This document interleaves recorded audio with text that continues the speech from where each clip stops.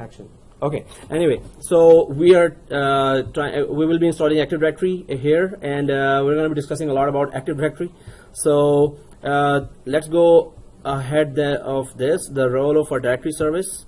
A network directory service stores information. So we had been discussing about that it's an inventory kind of service that would store a lot of information, but that's just not the only thing it does. But we're going to go with one by one all the features and services it offers, and the map of how different types work together within the Active Directory.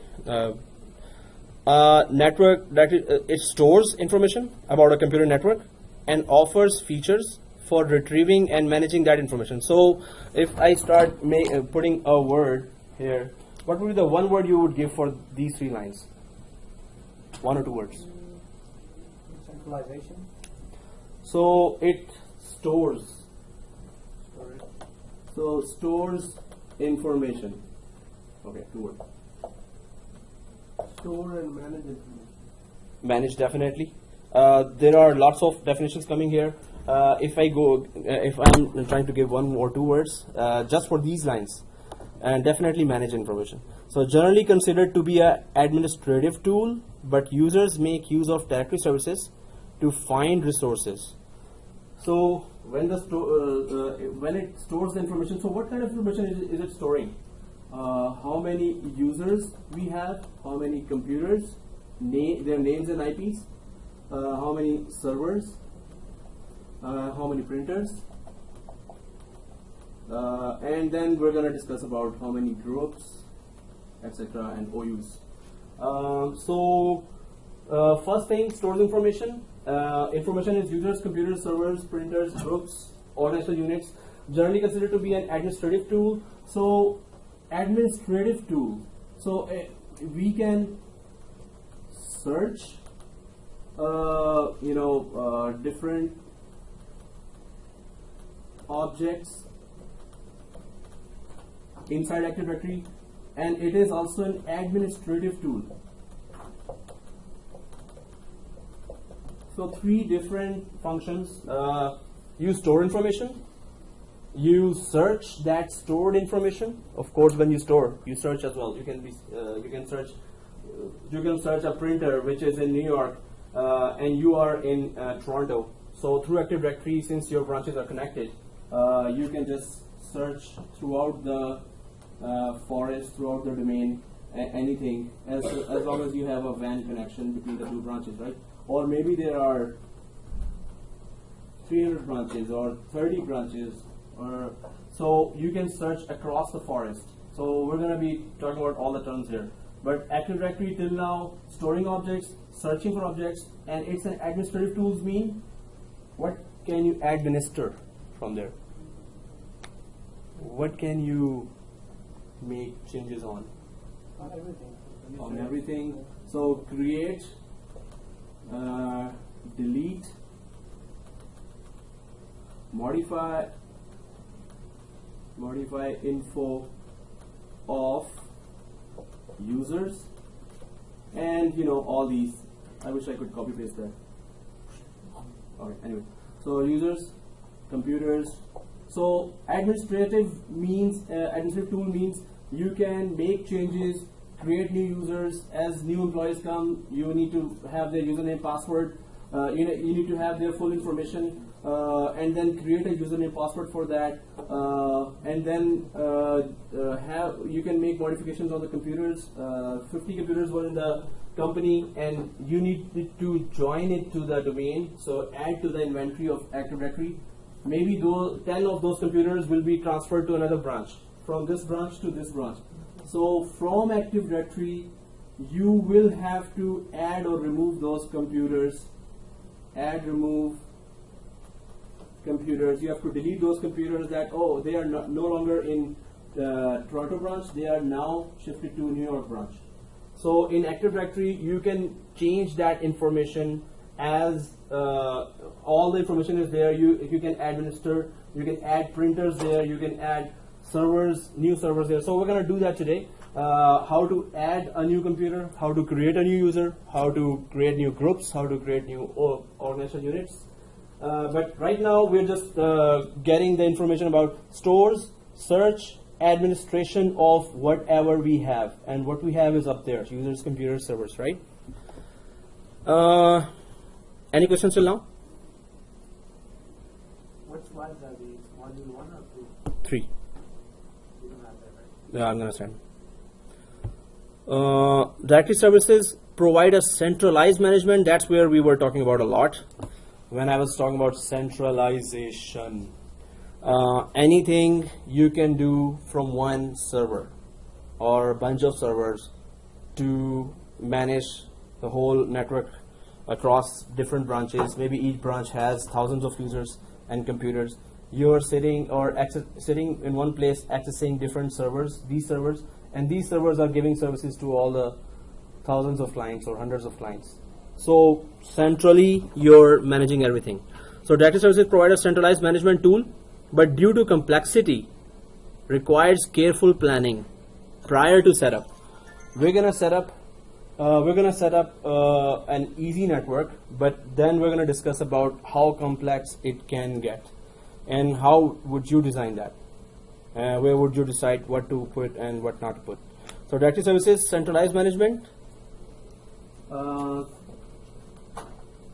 Centralized management. So centrally you can do store objects, search, help in search, administrate all the objects, and do a lot of other things which are coming now. If I go ahead now, newer topics will arise.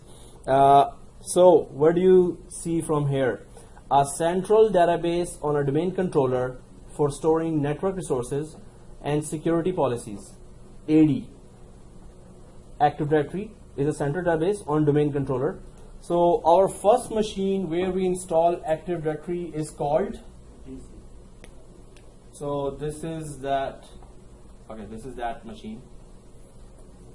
So right now our machine is server 2008. Everyone has server 2008. We have renamed it. We have given IP to it. We have turned off firewall. We have enabled remote desktop. Basic things. So it is right now called what? A standalone server.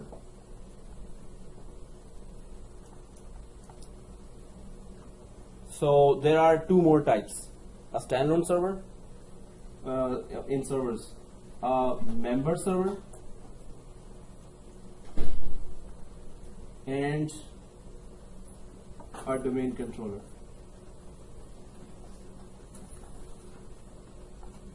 So standalone server is a server that is not connected to a domain, and it could be connected to a network, but it's just independently connected, right?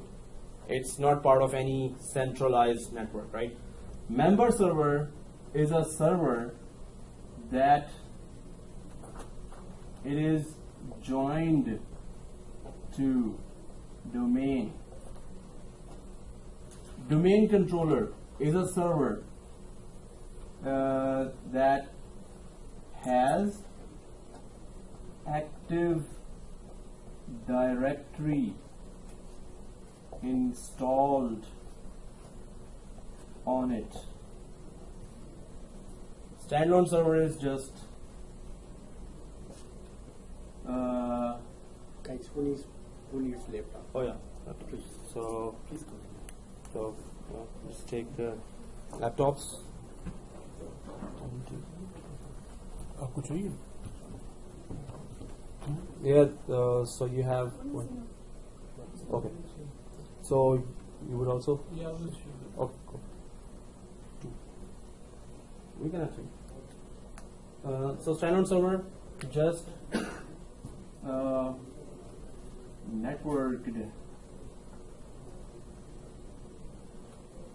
networked.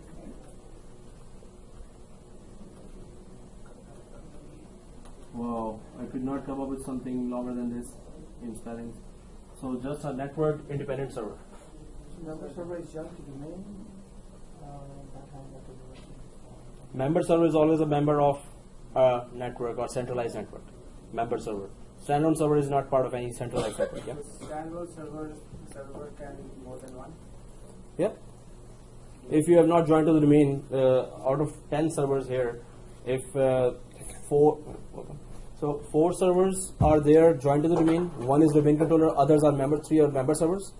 So the rest of the servers are still standalone servers. They are not member of any domain, any network, right? Well, why do you need a standalone server? No, so this is just to specify or categorize a server. Oh, what about all these servers? So you would use a terminology for that. Oh, these are all standalone servers. Oh, they have not been joined to the domain yet, so they're not part of our network? Okay, that's why I couldn't find it in the Active Directory. They are standalone servers. We're just giving such type of servers a name, terminology. The client with that standalone? So they are just like work group servers. So, and yeah, they're there just they're waiting to be joined to the domain. So at that time when they're not joined, we can call them standalone server. We do use standalone servers in certain complex applications with Exchange server, Exchange 2010. There is one standalone server also used, which is not part of the domain even. That is called Edge Transport Server. So, but standalone server mainly are not joined to the domain, so they are not used much in a domain, right? Or they are not part of the domain. So, anyway, so this is standalone, this is member server, this is domain controller, right? This is blade server, this is tower servers, rack servers, and stores information Active Directory, administration is done by Active Directory, and centralized management is done by Active Directory. So we have this one server inside this building. Let me just sing up the. So now let's install. So this standalone server will be converted to a domain controller now. When we install Active Directory on a standalone server, it's going to be converted to a domain controller. It's going to be converted to a? Why can't I convert it to a member server?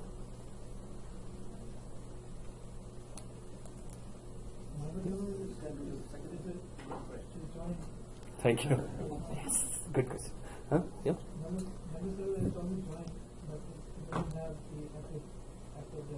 So member server is a server that is joined to an Active Directory if there is already an Active Directory. There is already a domain controller. No, member server is just connected but not installed. It doesn't have the AD. Yeah, it doesn't have the AD. It is joined to that network.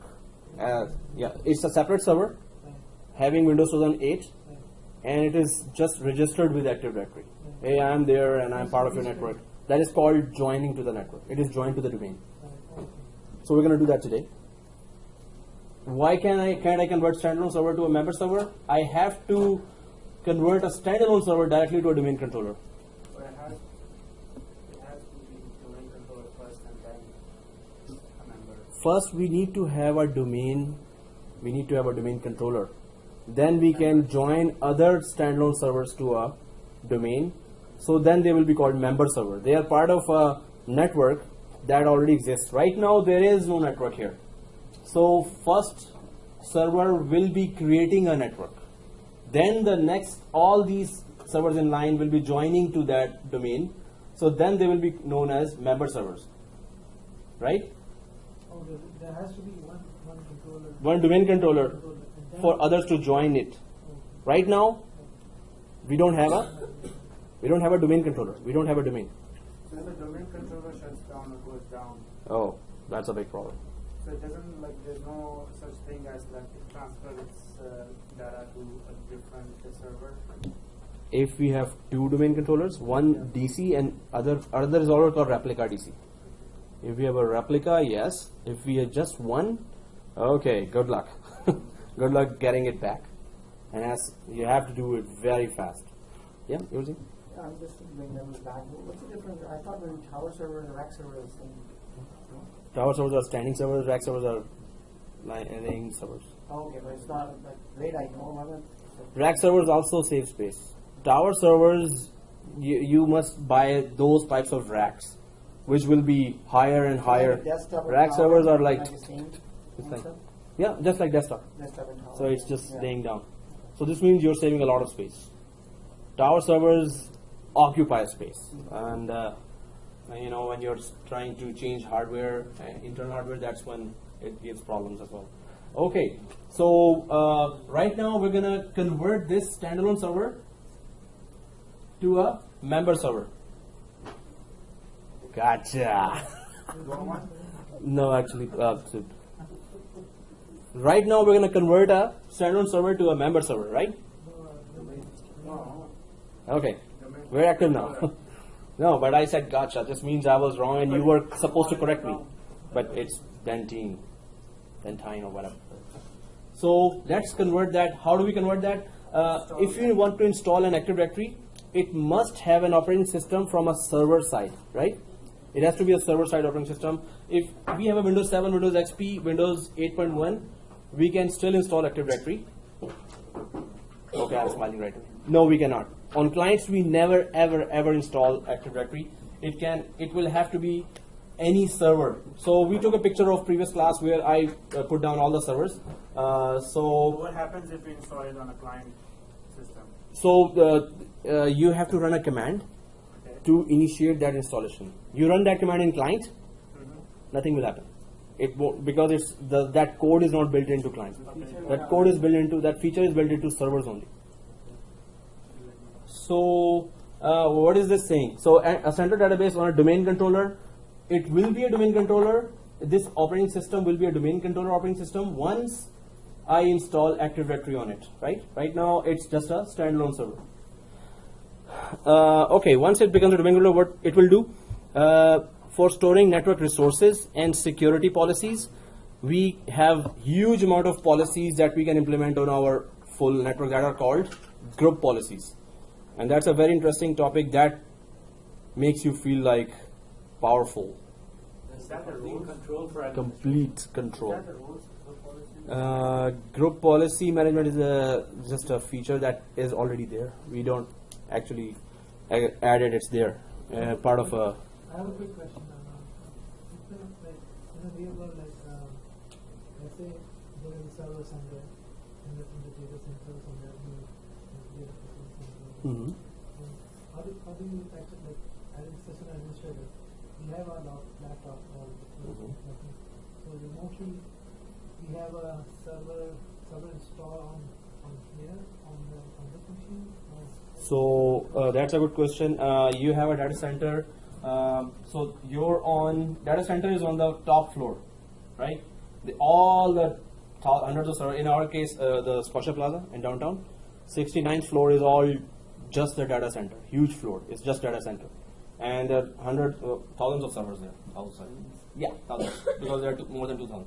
So we don't go there because the switches make every server and computer connect to each other. So all we need is a laptop with Windows client operating system like 7 or previous year's XP, now 8.1 or Windows 8.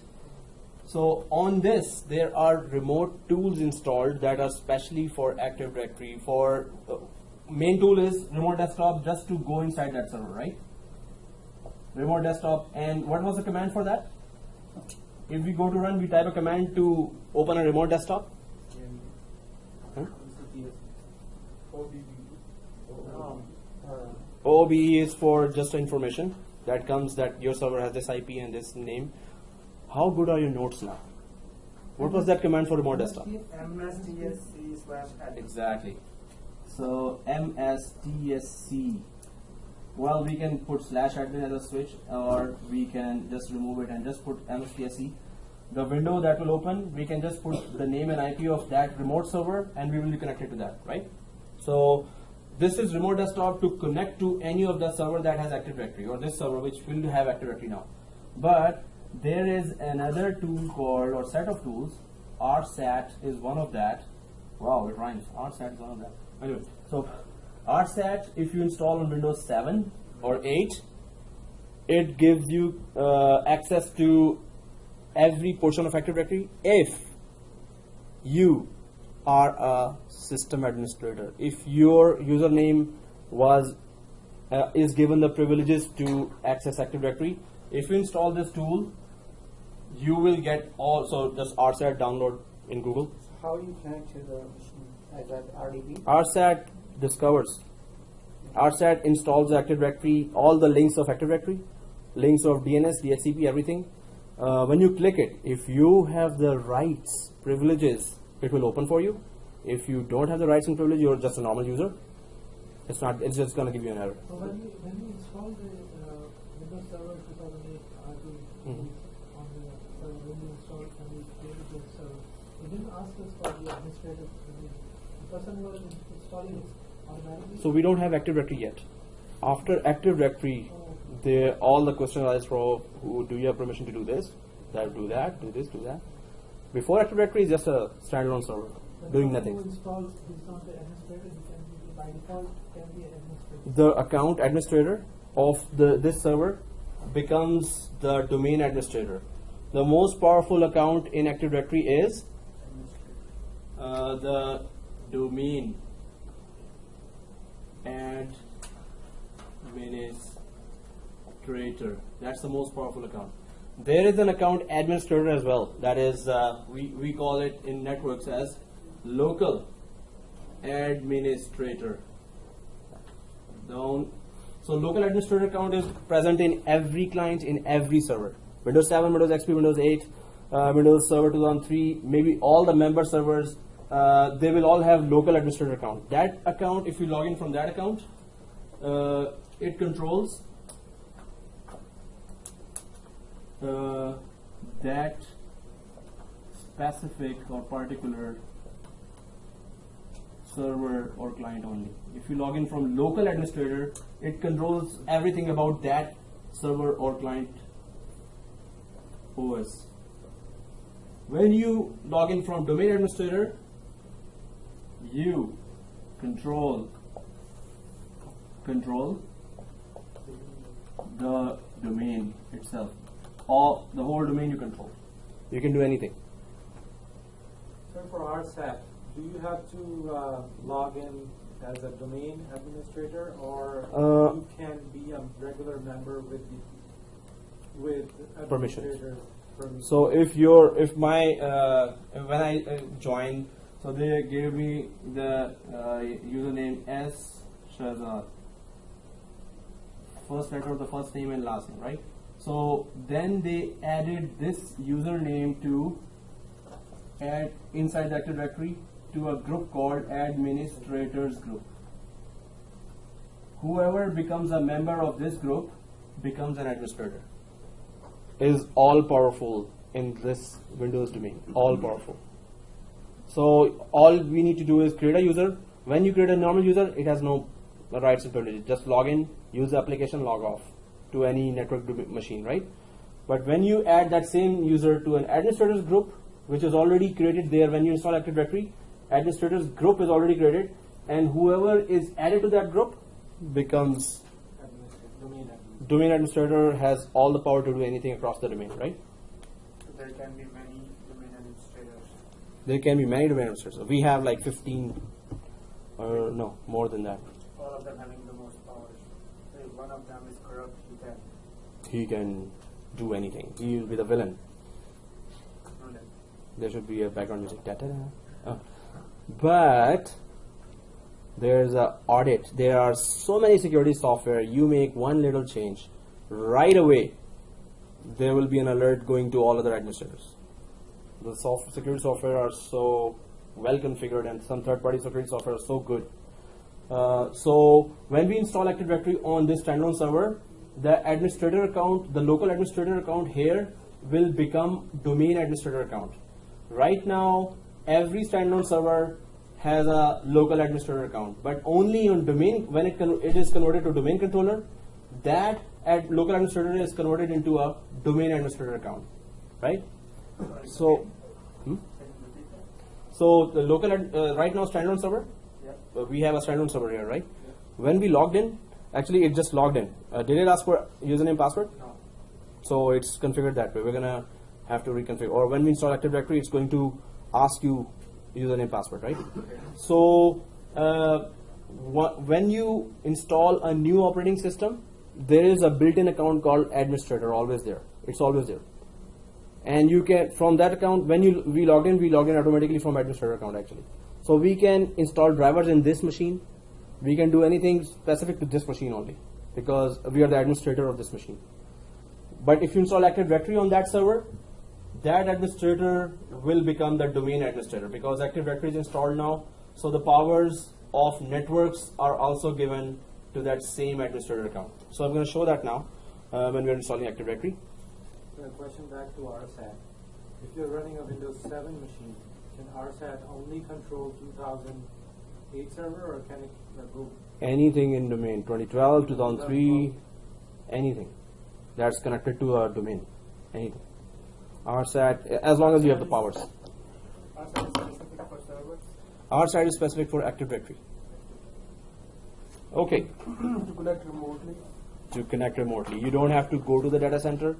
Remote servers. Wherever you are in the network, as long as you're by Wi-Fi or wire connected to the network, and you have RSAT in your laptop, and your user account has privileges Like you have to connect to servers. rights, so Yeah, your if you have administrator rights. Exactly. Then you can connect to any amount of servers. Also remote connections also. I think there's also a group for RDP Yeah. Administrator is part of all those groups. by default. By administrators, yeah. By default, they're part of all those groups. By default, they have rights to connect to any of those networks. Any of those, groups. In all those groups, administrator already has access. Till now, I haven't seen any group where I had to add administrator to have access to those privileges and features in that group. Administrator, you have all the rights. Okay, till now. So domain controller, so we will have security policies here. Tools for managing network resources. Yeah, we talked about a use for resource lookup. Yes, searching for specific resources. What are our resources? User, workstation, group, printer, security policies, server, and server. So everything is inside the Active Directory, and the server that hosts the Active Directory, or which has the Active Directory installed, is domain controller. Till now we know that, right? Any questions on this screen and that screen?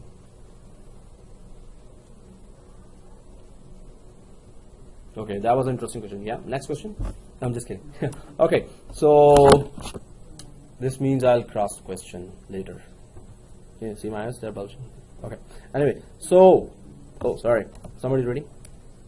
Anything here? Still now, that's what we have been discussing. Let's go for the new stuff, right? Okay.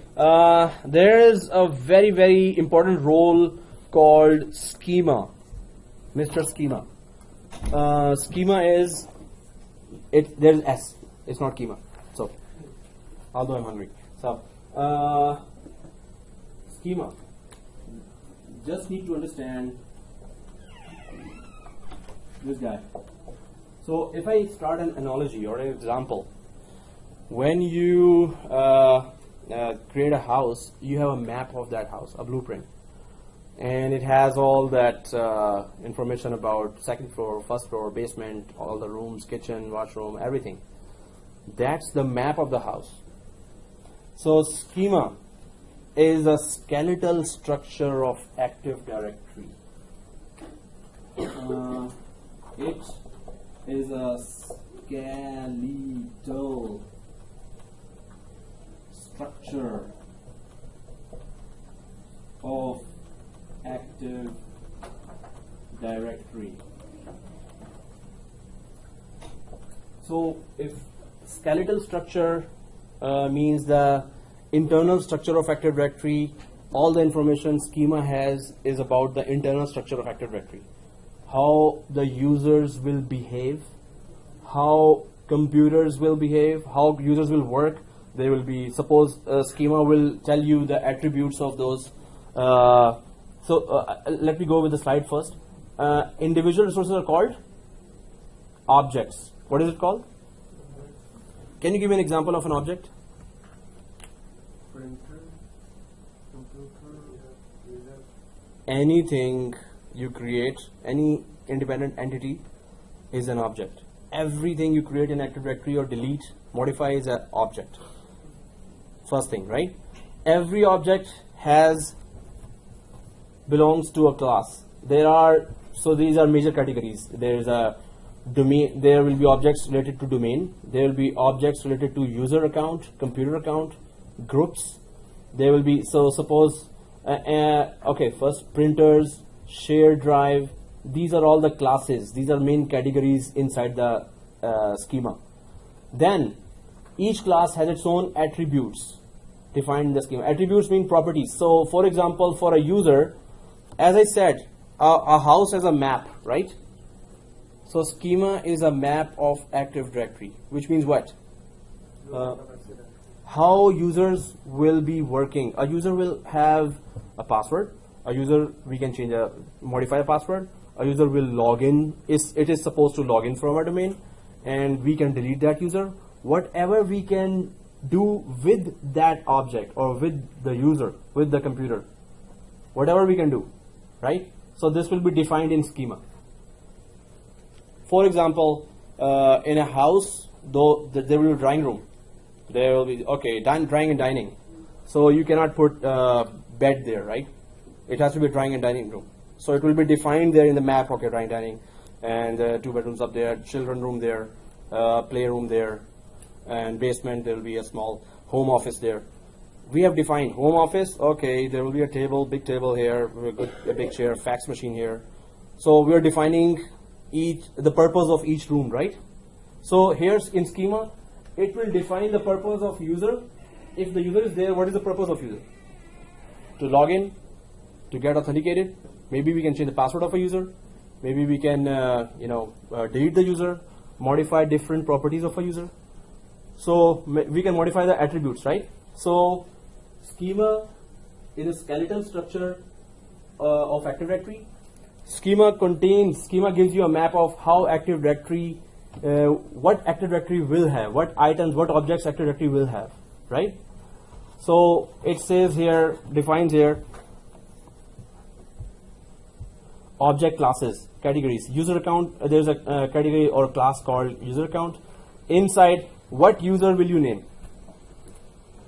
So you will name according to your first name. In our company, when a new user joins, the first letter of the first name and the last name, right? We create a username like that. So these are the classes, and schema just says that when you will have all these types of objects, and how they will be used is in the attributes. Attributes will tell, okay, it will have this. It will be having a username. Computer will be joining to the domain. Computer can be deleted from the domain. Computers will let users log in. So schema will tell you what object is meant to do what kind of tasks, right? So it automatically does it? It's part of the ID, or we need to tell them? Schema has already defined that. Okay. Just like on a map, architect has already defined the drawing, dining, children's room, basement, home office. Who's the architect? Already. Architect are those who have come up with Active Directory. So schema was once created, that's it. The architects in Microsoft put the schema that's how the map of Active Directory will be. That's how the users will, classes of Active Directory will be. There will be users inside, computers inside. There cannot be a building inside. There cannot be a tractor inside, BMW inside. So you can't have, like you said in your company, you have first initial and last name. Yeah. You can't have first name and last name. We can change that. So you can We can change the map we can change attributes in schema as well. think, okay. The only But the layout is already there. layout is already there. So can anyone tell me schema in one liner other than that? Team right, team left. Let's see which team defines better. It's a map of AD. What else can you tell from there? Your team left has one volunteer. Okay. Very good. Okay, team right. Yeah, just kidding. Okay. Try to define it. I mean, so It's a detailed information map of Active Directory where where all the attributes or the functions of each object are defined. Okay, that's a very, very good try. Very good. Team left. Anyone else? Oh, it's kind of database, which is already the member. It's a layout of all the objects, how they are supposed to perform in Active Directory. How the layout and yeah. You can say that. So one major thing about schema is, so in a house, drawing dining rooms are defined, right? Bedrooms are defined and basements are defined. But later, you put better new table and chairs there. In home office in the basement, you put a better table there. That's not all going to be represented inside schema, inside the map of the house, right? In the map of the house, what has basically been defined is defined now. Whatever smaller changes you make in the house, you cannot just say that, oh, new table here, so in the map I'll just put the new table here now. Or from this company, no. Map is done for the basics of how the house will be, right? It won't have the user names. Like Exactly. User account, like account. So it will just say how, if there's a user account created, how it's going to act, what are the properties of that, what things you can perform with the user and what you cannot perform. Whatever is not there, you cannot perform. Like it will have the category like of the computers. Exactly. Servers, computers. So we create 10,000 users today. Schema has nothing to do with that. Just like in a house, we have new furniture now. The map has no concern with what you put inside. Map has a layout of the house, first floor, basement, second floor, right? That's it. How would you fit in a printer there? So schema would not have that. Schema would say that object printer can be added to an Active Directory. Object printer can be searched in an Active Directory. Can be deleted from an Active Directory. That's it. Or there are many other minor tasks as well that you can perform. So one-liner, schema gives you a layout of all the objects of Active Directory. So what's the data relationship? Yeah, so there are attributes. So let's go ahead with that. First, our main object class is there. Oh. And then object name, required attributes. So there is also schema, database design, elements used in the definition of each object contained in the Active Directory. So this is also saying the same thing, that every object is defined. What is the purpose of that object, right?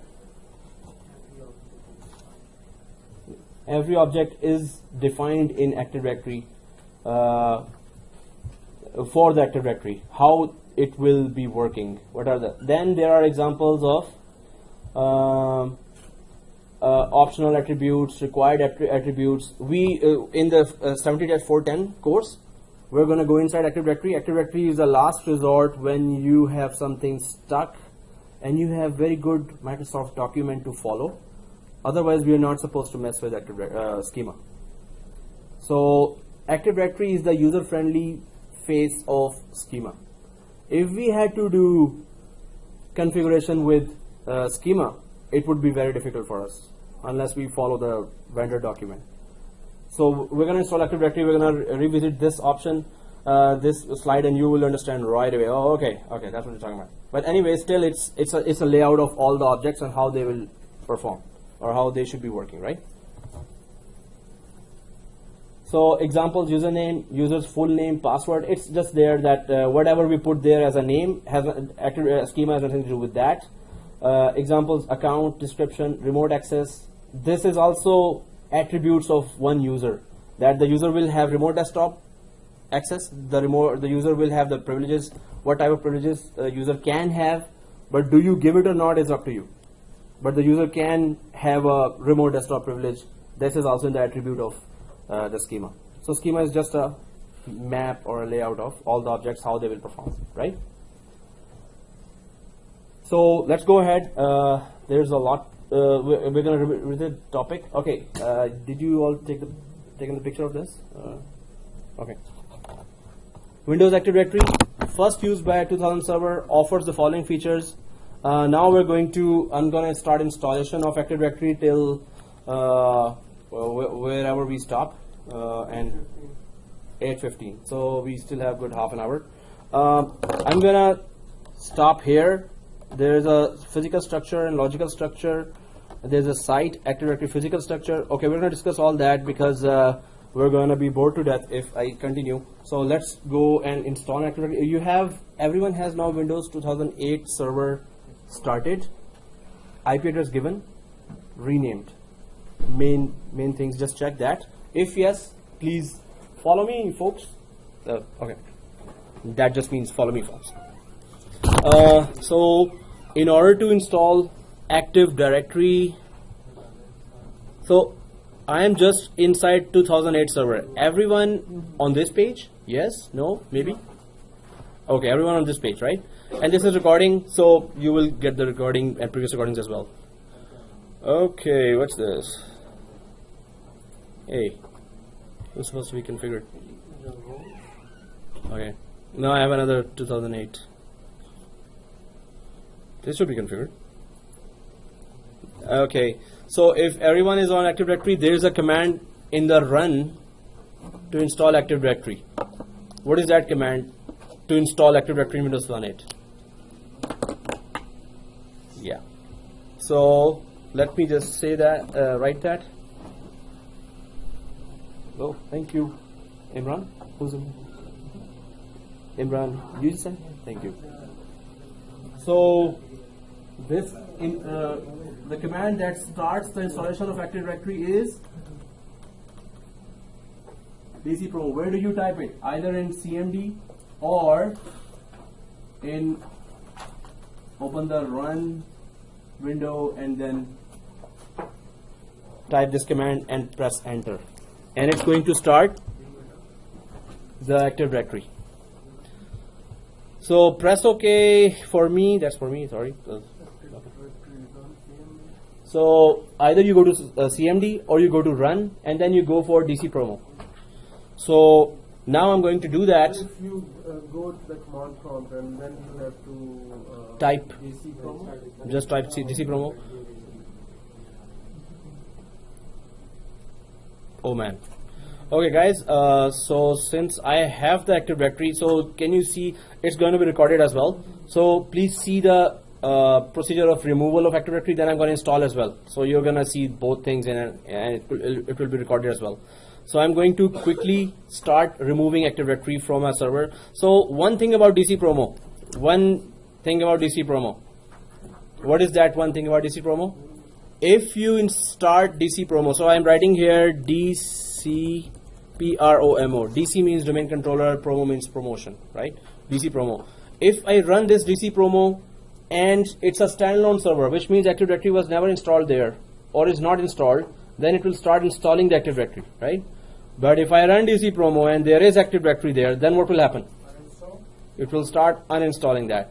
There was a big problem with some new administrators, and Microsoft received those complaints throughout the globe that my junior administrator, he just joined and he was so excited about trying everything, and he put the dcpromo without realizing that there was Active Directory already there, and the guy accidentally uninstalled Active Directory. He didn't prompt you? He has administrative rights. And new guy. Well, still, should that prompt you that you want to uninstall? Yeah, right now we will see that procedure of uninstalling. I was supposed to show you the installation procedure first, but I have to uninstall myself. So I'm just you can just gain some knowledge from here as well. So if I run dcpromo, it's going to still show me the welcome screen, which it's going to show as well in the installation. So I'm removing right now. So you guys will be installing, right? So you can wait now and see this. You're not supposed to do this, what I'm doing, because you don't have Active Directory there. Okay. Who has Active? Cancel out from here. Let me. Do you see this screen? Who has this showing in the screen? In last class we did that too. Add roles. Active Directory is written for who? Can you raise your hand? You have this Active Directory written, Imran? Yes. You have. You guys have? Here, where I'm hovering my mouse. No, good. It should be none. Is it none for everyone? It's okay. It's okay. But not Active Directory, right? No Active Directory, right? Okay, you guys also don't have it? Okay, you have it. So you're going to follow me now. And you have it also. It was none before, but when I run the DC promo, it did something and then now it's showing that. It did something what? Because it's a long wizard. Did you click next with everything? No. So can you cancel out from here the DC promo wizard? When you cancel out, do you still see Active Directory here? No, it's giving me another dialog box. It's saying, "Are you sure you want to create the domain service installation wizard?" Yeah, quit. After that, if you go to this screen, so does it say none or Active Directory? No, it says domain service. Can you click here anywhere and press F5 on this white screen and press F5? It will try to refresh that information. Does it still say Active Directory after pressing F5? Yes, no, maybe. Yeah. Okay, so you guys are following me. Who is showing there? And those who are not following me, you will still gain some knowledge how to uninstall Active Directory. I'm going to explain as well what goes on with the uninstallation and what questions it will ask. It will have new terminologies mentioned here. So the purpose is not to do next, finish. The purpose is to understand every screen, what is written there and why it is written there, and what's the concept behind that word, right? So that's the purpose, to understand each and every screen. Yeah. Still have to do next, right? And after that we do next. Yeah. But that's not the main purpose. Otherwise, we can go in 5 minutes, 2 minutes. Done. Okay, bye. I've done Active Directory. Yeah. So we need to understand everything. Yeah. So I'm just going to start uninstallation. For this, I will go to Run, DC Promo, Enter, and those who have Active Directory, please start this. So you will put DC Promo, and then this wizard should be there.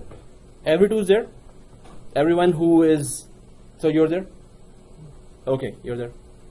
You have to type the command uninstall. Okay, Command prompt. Yeah, with like but I'm already saying that. No, if you already have none written there, don't do that now. Don't do the DC promo now. We don't have. I already have it, so those who already have it can follow me only.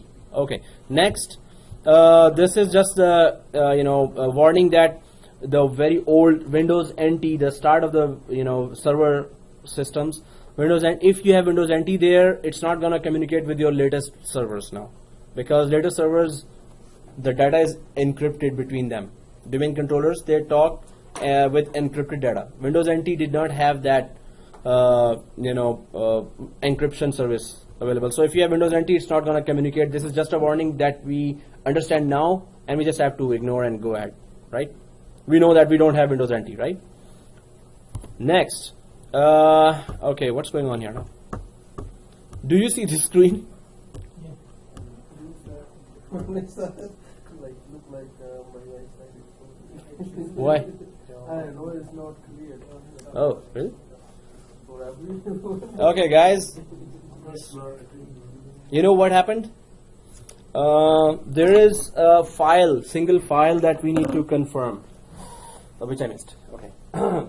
So, ntds.dit. Anyone knows what is this? This is the file in which all Active Directory stores all its objects. This is the physical file. The name of that file is ntds.dit, in which. Where you can locate that. So the thing is, right now what happens for me, it's installing a new forest, a new domain for me. Active Directory is showing there, but when I ran DC Promo, it has started to install a new Active Directory. This means Active Directory is not installed there. Only Active Directory icons are there. This happens when somebody has already uninstalled Active Directory. We haven't installed it. So somebody has already uninstalled it in my operating system, but the Active Directory name is showing because the icons are always there. How can I make sure that this OS does not have Active Directory at all? If this file is present, I'm going to tell you the path now. If this file is present in your path, okay, I'm just telling you now. C:\Windows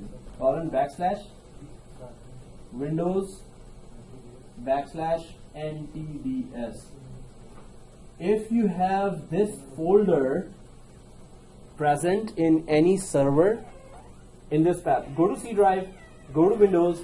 If you have this folder NTDS by the name NTDS, this means you have an Active Directory installed here. If you don't have this folder, because this file is inside this folder, when Active Directory is uninstalled, the whole folder is gone. When Active Directory is installed, the whole folder is present here. Now I'm going to go there, right? data is not Yeah. You can go to Windows. Yeah, from the command prompt. So you can follow me now. What I'm doing now, trying to understand if my Active Directory is uninstalled state or installed. So I'm going to go to Windows Explorer, the yellow folder. Everyone click yellow folder. Yellow folder. Oh, Windows Explorer. You have a, you can see? Oh, okay. See, now you would really want the faster computer. Okay, yellow folder, computer, C drive. Go to computer or my PC and then double click C drive. We are just trying to make sure if Active Directory really is installed or not. So in C drive, where do we go? Exactly, Windows folder. Once inside Windows folder, so you're there? We already deleted it. What? It was installed, but we deleted it. What? Active Directory. Oh, you already installed, but now you're checking that NTDS is not there. Cool. Windows. Now, once inside the Windows, what do? Click anywhere and press the letter N. Any folder with the starting with the letter N should appear. If you keep pressing N and nothing appears, this means there is no NTDS folder. This means what? There is no Active Directory installed. Then, if that's the case, why is it showing here Active Directory for some people? Because once you install Active Directory, the icons of Active Directory. Let me show you the icons. Where are the icons of Active Directory? Start. Everyone go to the Start. Administrative Tools. These are all the icons. Active Directory Administrative Center, Domains and Trust, Module, Sites and Services, Users and Computers, and ADSI added. All these icons still remain back, even if you uninstalled Active Directory. Yeah. I have those icons, but it says none on my. Exactly. So, did you click it? Well, I didn't install it. It says none. Okay. I have the icon. You have the icons. So, there's when we install RSAT. What I was telling you, the tool RSAT here, RSAT. Yeah. It just gives these icons. That's all. If you have Active Directory in your domain anywhere, it's gonna. Install RSAT? No. So RSAT is already installed here. Same we have the icon and. But if we went to that path and NTDS is not present for anyone, right? Did you also checked? No. Says that command. Okay, you also checked. You also checked, or you uninstalled? Yeah, I know, but that's my question. I install it, but I never uninstall it. Okay. How come I don't have that file? Right now you don't have it, right? So everyone has icons showing here, right? Yeah. These icons always come either in two ways. Either somebody has already installed Active Directory and then uninstalled. Whenever you uninstall Active Directory, icons always remain there. That's one reason. Second reason is if you never installed Active Directory. So second reason, so there are two reasons. So there are two reasons. What are the two reasons? First reason, yeah. If you install and uninstall it. If you install Active Directory and then uninstalled it, icons will remain. Second reason is if you have installed RSAT tools or somebody installed RSAT tools before you, then icons will remain there. So if we enable the remote desktop, does that install RSAT? No. RSAT is a separate big file. It's a RSAT is a 300 megabyte file. It says that. It's not part of Windows, is it? Yeah. It's part of 2012. It's not part of. Yeah. Or it is part of 2008 as well. It's part of the servers, but in client you have to download Now them. you are in this screen, right? So in our case, we were doing virtualization right now. It's installed. You know what happened? If we were to install RSAT, Yeah. So yeah. if we were to install RSAT tools, like you were saying, you presume somebody might have done it. They would do it like on the host machine, right? Inside the server, 2008. If you just installed it new, then it should not be there. If it was an old system, then Now let's say somebody in did this it. case, the Active Directory was there when we removed it. Yeah. The way we removed it was right-clicking at the Active Directory and removing it, and that way all the icons, everything disappeared. Oh, you remove it that way? Yes. Okay. But do you have that folder? Main thing. No. Okay. As long as that's not there, don't do that again, man. Right click. So don't remove like this, right? Right click any. Not there, inside the, Oh, inside the control panel and add remove programs. Okay, then it's that's okay. unchecked. Yeah, that's okay. That's the way. Yeah, you were saying what happened? Yeah, that's why we have these Active Directory Icons. icon in the startup. Is because we run the command DC promo. So everyone did the command DC promo. Yeah, we did the command after that. It appeared. Yeah. So in my case, I also ran it and it did not show me. So before running DC promo, it was still showing for me, right? We're still showing down. How come? It was showing Active Directory for me. Because we have to go. I never ran DC promo before, and from the previous class it's showing me, right? But yes, this is also, it starts installing our SAT at that time. But we cancelled out in the start, right? So, okay, anyway, let's, as soon we know that NTDS is not there, we all confirmed, let's install Active Directory. So everyone is on the same page, right? Okay, start DC promo. So we are troubleshooting all the way, that's why we are trying to understand each and every step. So that's why it's taking time. Now everyone should be on this screen, just run DC promo and let me know. Run that command, go to the command prompt and write. You can go to run or you can go to command prompt and type there or run here. It's okay, same thing, exactly. So what did you do to those windows? Just cancel out? Yeah, cancel out. So now we know this path. Let's be everyone on this screen. Yeah. Okay, I'll go a bit faster now, but not that fast. Next. Okay, this warning was about Windows NT. If you have in your network, then it's not going to work. It's not going to work with your 2008 servers because 2008 domain controllers have encryption. NT does not support encryption. So no one has, I'm sure none of the network would have this unless they have it in the museum, but not in production environment, Windows NT. Okay, next, everyone on this screen? Next, everyone on this screen, right? Okay, let's select existing forest and let's select existing forest.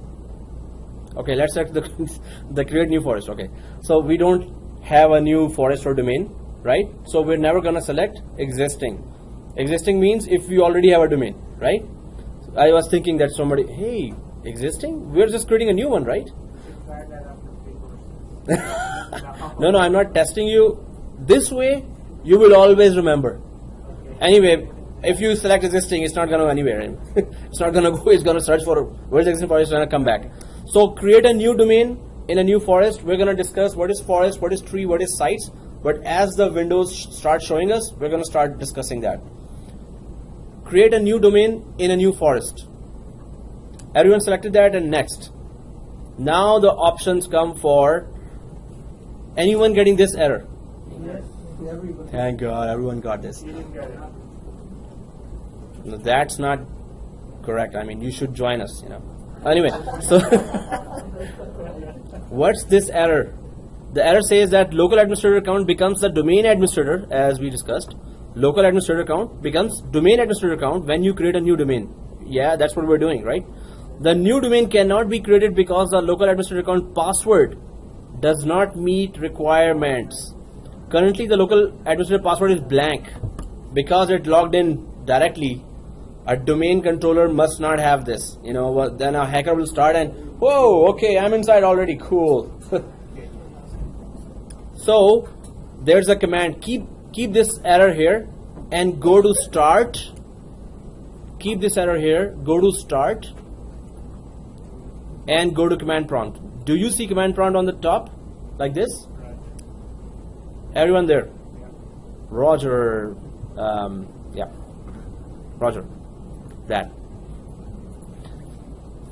Okay, so the command is net user administrator and the password is ABC. Okay, bye. No, just kidding. So I can see that it's very, very clear. So I'll just. You have to space over it. So net, net, space. Let me just write this. What does it do? It changes the password of your local administrator. That's it. So let me just write here the command. Trader? No, administrator.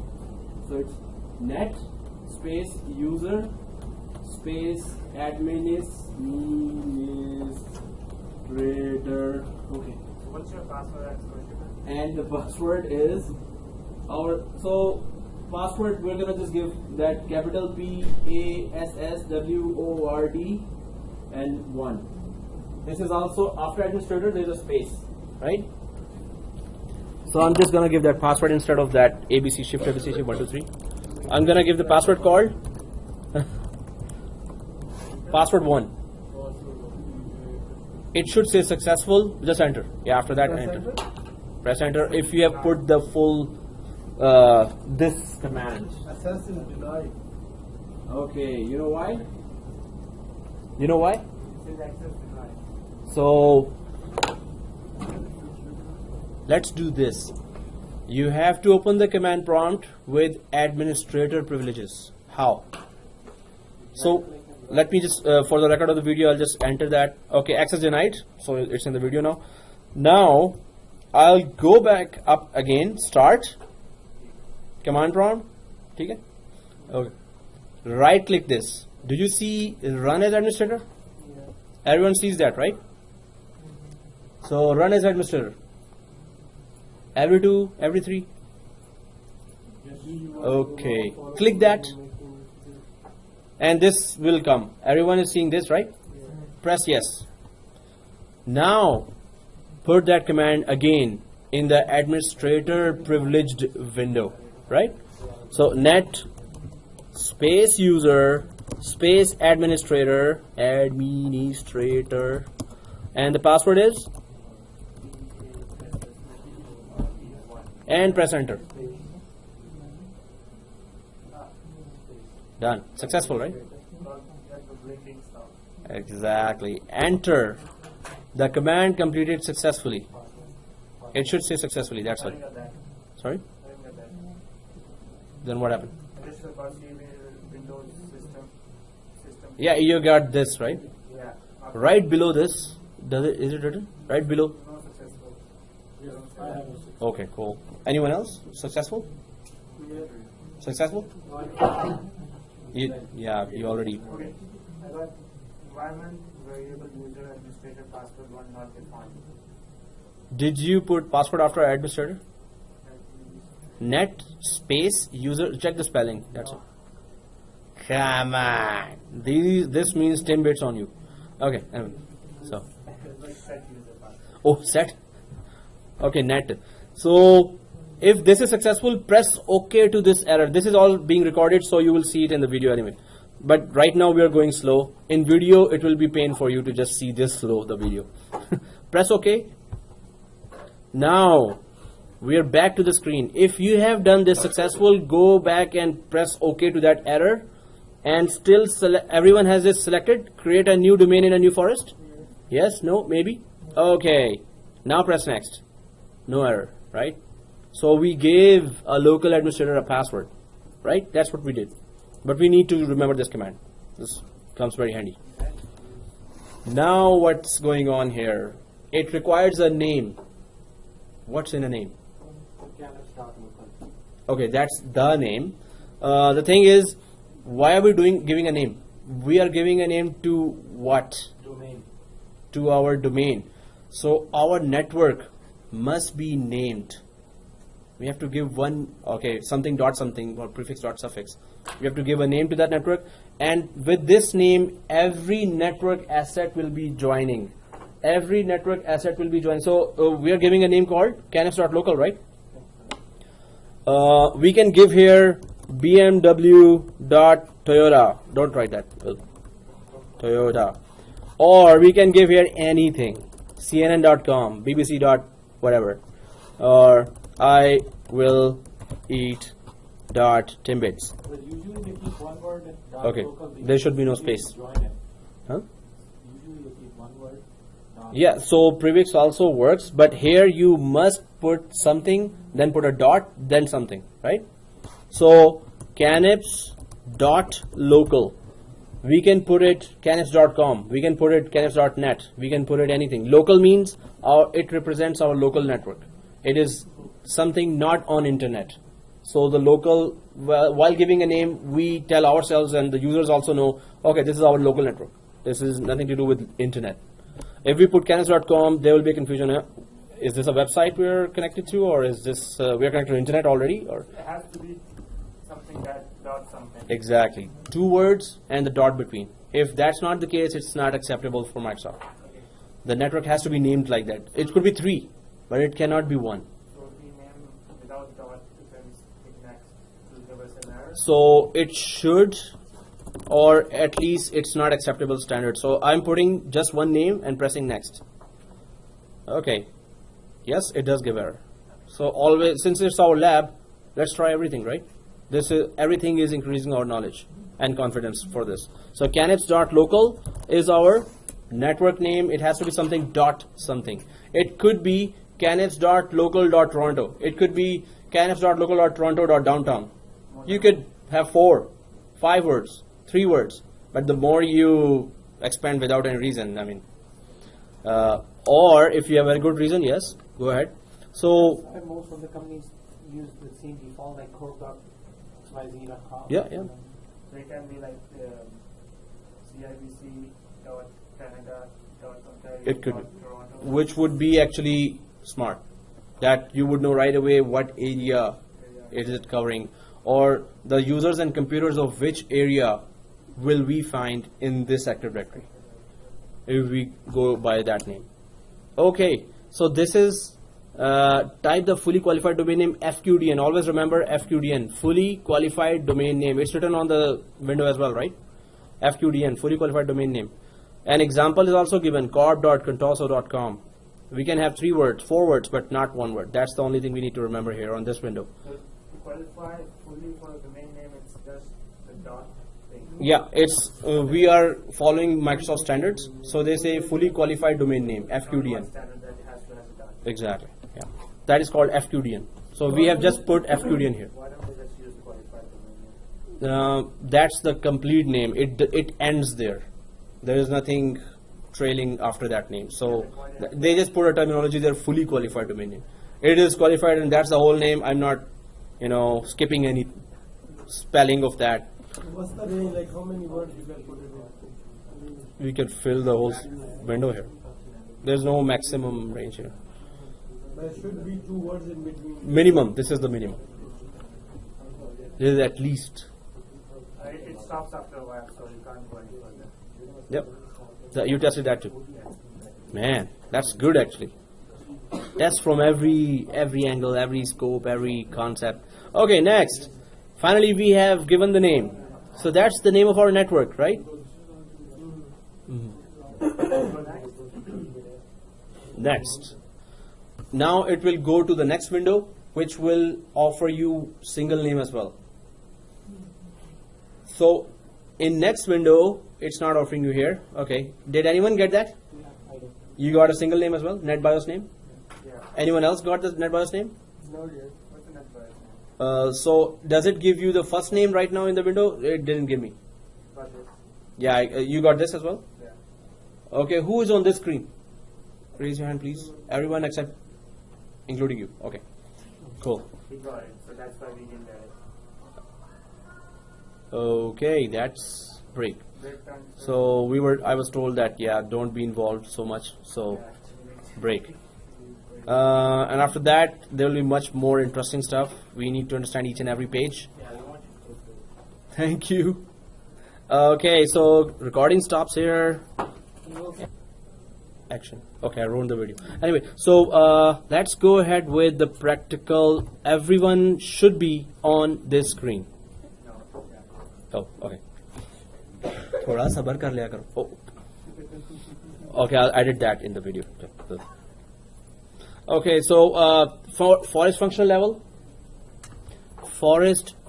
level, if we all click at the drop down, everyone clicking on the drop down, and you would be seeing Windows 2000, Windows 2003, Windows 2008, Windows 2008 R2. So these are the versions that this Active Directory installation supports, versions of operating system. If we click to the oldest one, which is Windows NT. What's 2000? No, Windows 2000. Yeah. Okay. So when you click that, you see a different detail below. The main purpose of forest function level is main purpose is that the features features that the Microsoft came up with during Windows 2000 will be implemented here. If we select 2003, there were some newer security features introduced. There were some newer network features introduced during the Windows 2003. So if we select that forest functional level, those features will be introduced for the whole forest or for the whole Microsoft network which we are installing now. But then 2008 R2, if we go to the latest one, there are even newer features, newer security features, much better security features introduced in 2008, of course. Newer network scalability features introduced. So the whole purpose of forest functional level is that on forest level, which era or which year's feature you want to introduce. If you suppose if I select Windows 2000, it may not have the latest security features. Of course, it will not have latest security features. What will happen? We are in 2015 now, and we select 2008 with forest function level 2000. This means that throughout the forest, okay, everyone has this taken, so I'll just remove that. If anyone has taken that, could you please put it to the group as well? Someone did already. Okay, thank you. So, One second. okay. Okay. Okay. So, what do I need? I need this, and that's it. I'll be asking about schema as well. This slide also has the schema definition, but that in the slide they have put. Even if you Google the schema definition, it's going to be going over our heads. So we'll stick to the examples, right? Yes. So concepts must be clear from here. What was that S dash? That was the group, right? S Shazad Was the username added to which group? administrators. Administrators, exactly. So let's go there. The terminology has already started. So there's a forest, there's a site, there's a tree, there's a domain, OU. What is OU? Operational unit, right? No, I was just trying to confuse. Organizational unit. Organizational unit. Okay. I reached there. Yay. Groups. Okay, these terminologies will be used, from here onwards. So forest, tree, domain, and if we still stay here and go for the terminologies or the main physical structure, Active Directory is divided into two main structures, physical and logical. So there are physical components of Active Directory and there are logical components. I just wrote down all the physical components here. Okay, I'm just making it deliberately. These are all the logical components. Physical would be anything physical. For example, servers. The domain controller is a physical component, right? So, domain controller, because a server, a standalone server or a member server can be promoted to a domain controller only if, so a member server or a standalone server can be promoted to a domain controller only if we install Active Directory. What is the second physical thing? Site. Because it's a separate site. So there's a Toronto site here. There's New York site here. NY. There is London site here. So different sites. are physical, right? So if we know the logical and physical structure, we would be able to easily define or expand or plan or design Active Directory for a big company, right? So logical structure makes physical structure consists of sites and servers, yes, domain controller, and site, which is a physical branch. Logical structure makes it possible to pattern the directory services look and feel after the organization in which it runs. So with logical structure, we can make a lot of changes in Active Directory according to the company structure. Now I'm going to give some examples there. First of all, Active Directory site, site 1, site 2, site 3. It could be New York, Toronto, London site. So site is a separate physical location, right? It is this, as well as we're going to know that separate subnets as well. But site, a separate physical. This is for us to understand. The technical definition is much longer than that.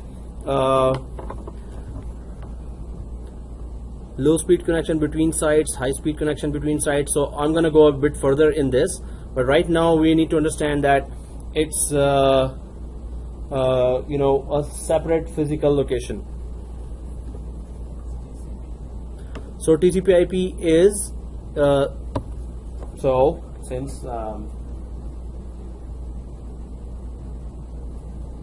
second thing, it is separated by subnets.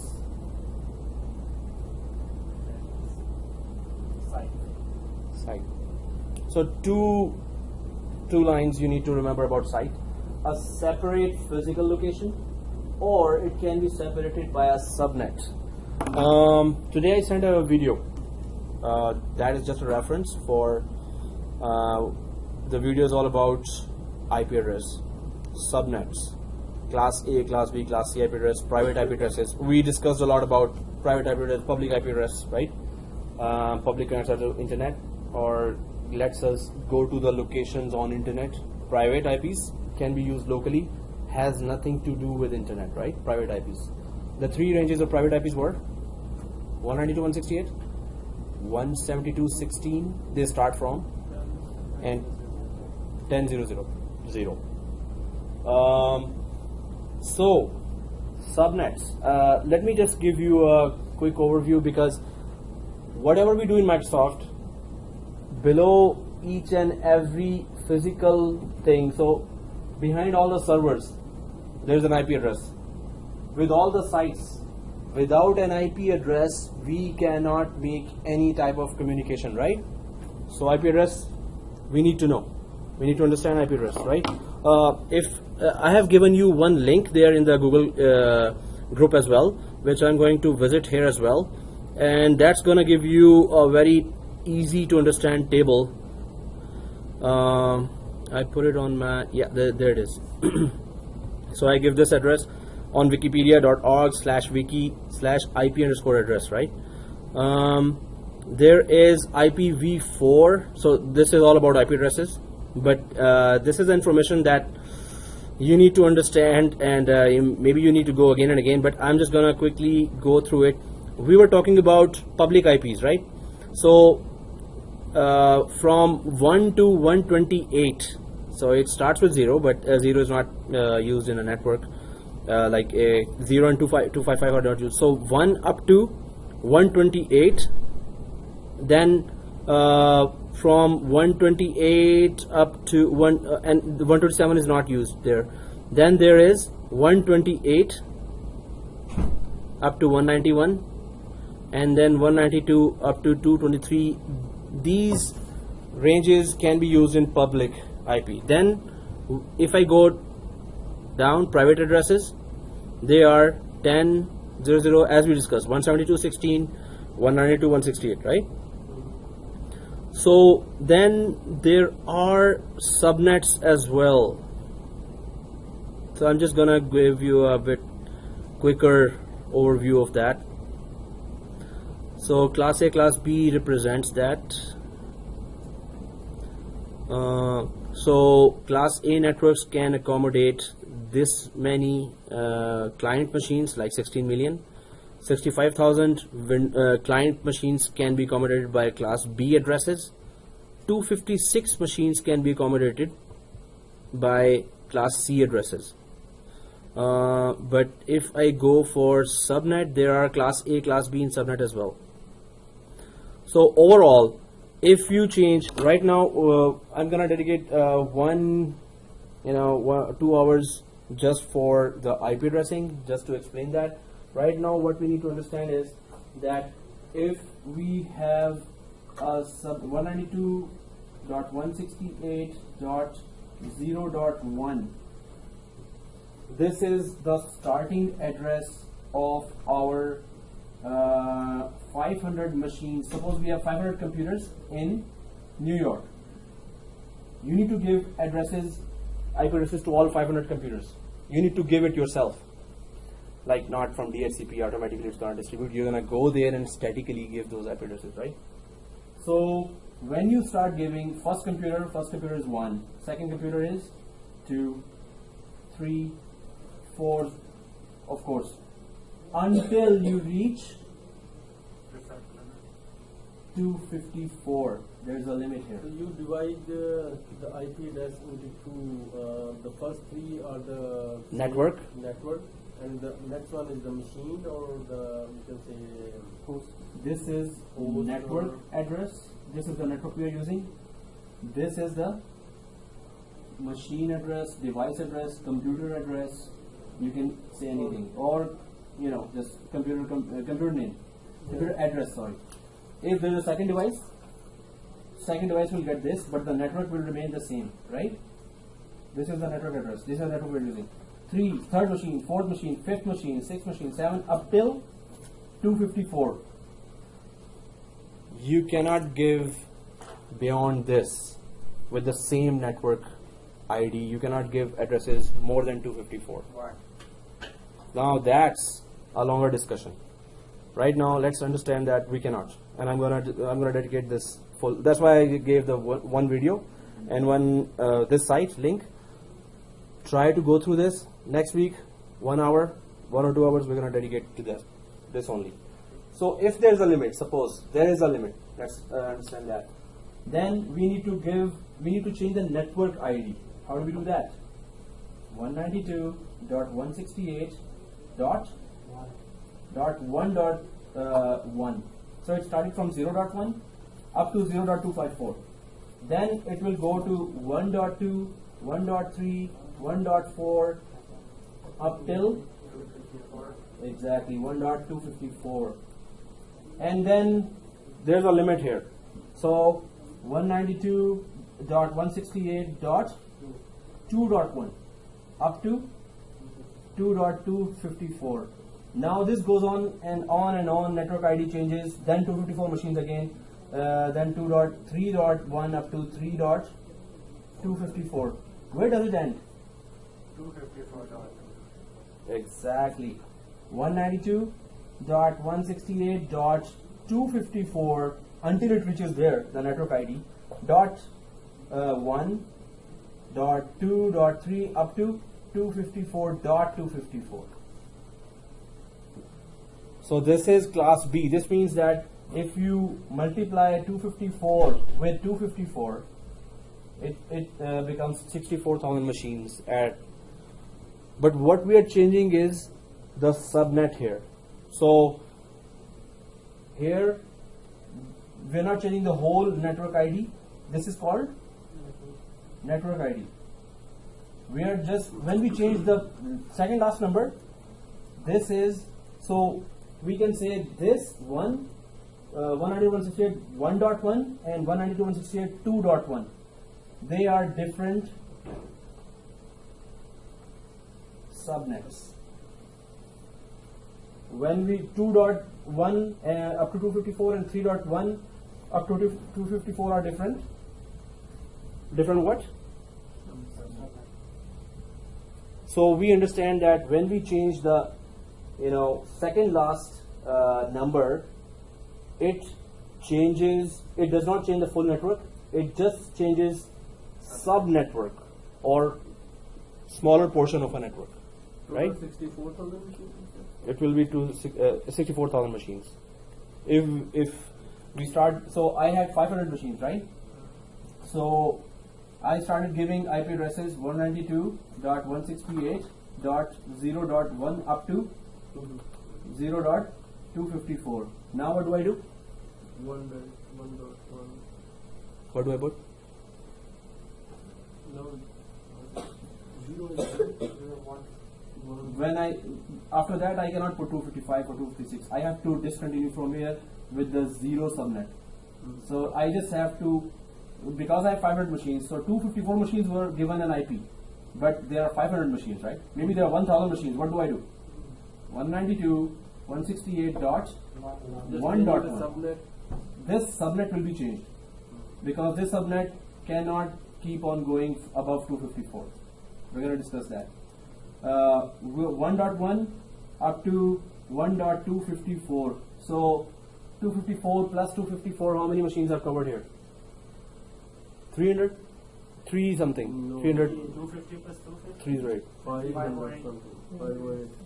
200 plus 200? 400? Yeah. So who said 300? 500. So we already covered. Now then you again purchase 2,000 computers more. So you can adjust with changing the subnet here. Instead of 1.254, 2.254, 3.254, 3.1 up to 3.254, 2.1 up to 254. So this means the second last digit, when it changes, this means we have changed the subnet. So if the subnet changes, what happens? We have a new site. So right now the definition, we should not be going very deep in here, because in the first course of 70-410 we will have in-depth discussion of IP addresses V4 and V6. Right now the site definition is a separate physical location. So Mississauga location here and CANIPS Toronto would be 2 different locations, right? So we will have 2 separate sites. So in our case, how many sites we have here? 2, right? 3. Okay, that was 2.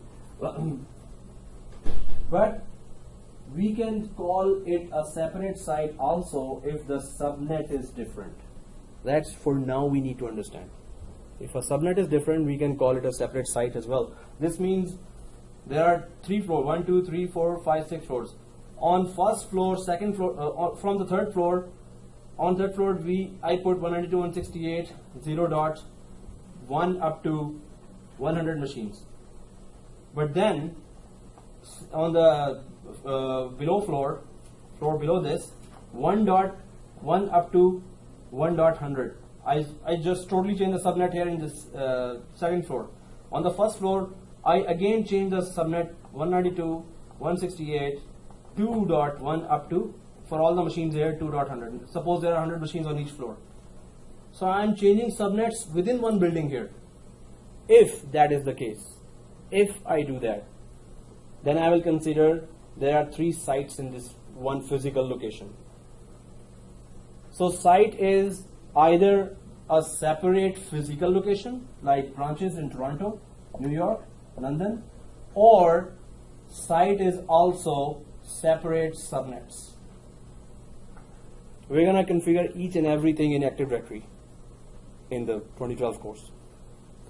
But this is just to have an overall view. Oh, okay. What do you know about sites? Yes, sir. Site is a separate physical location. We have a domain in separate physical locations, domains. Or if within the same building, if we have separate subnets as well, we can have 3 sites, 4 sites. Active Directory will consider it a separate site as soon as the subnet changes. So it's just for overall idea, but still we went too far in that. Physical location means like Physical different domain. Physical location would be separate city or separate location within a city. Like if you have We can have separate domains, or we can have the same domain within 3 physical locations as well. I'm going to create a map for that. But right now we are understanding, okay, if I say physical location, what does that mean? Different cities, different countries. Different, anywhere different or, further than the previous branch? Yes. So, London, New York. So, we have 3 sites here. Then you said 1 domain, 2 domain. We just created what? CANIPS.com .local. We just created a domain. We are creating a domain, CANIPS.local.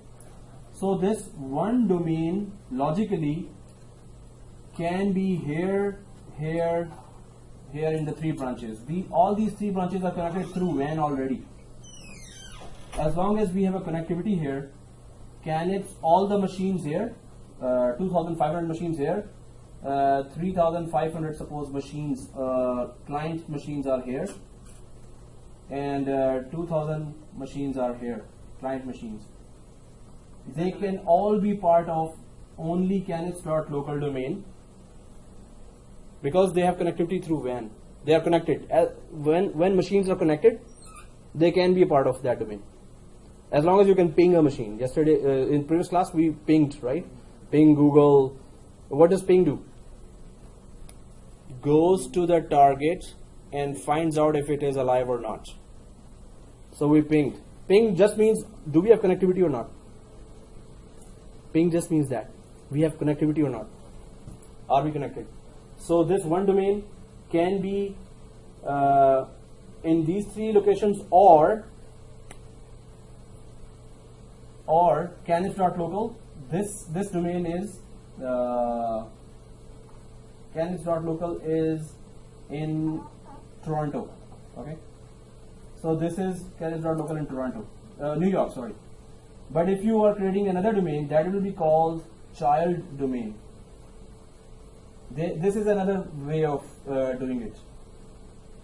We can call it child domain by making it tor.canips.local for this branch only.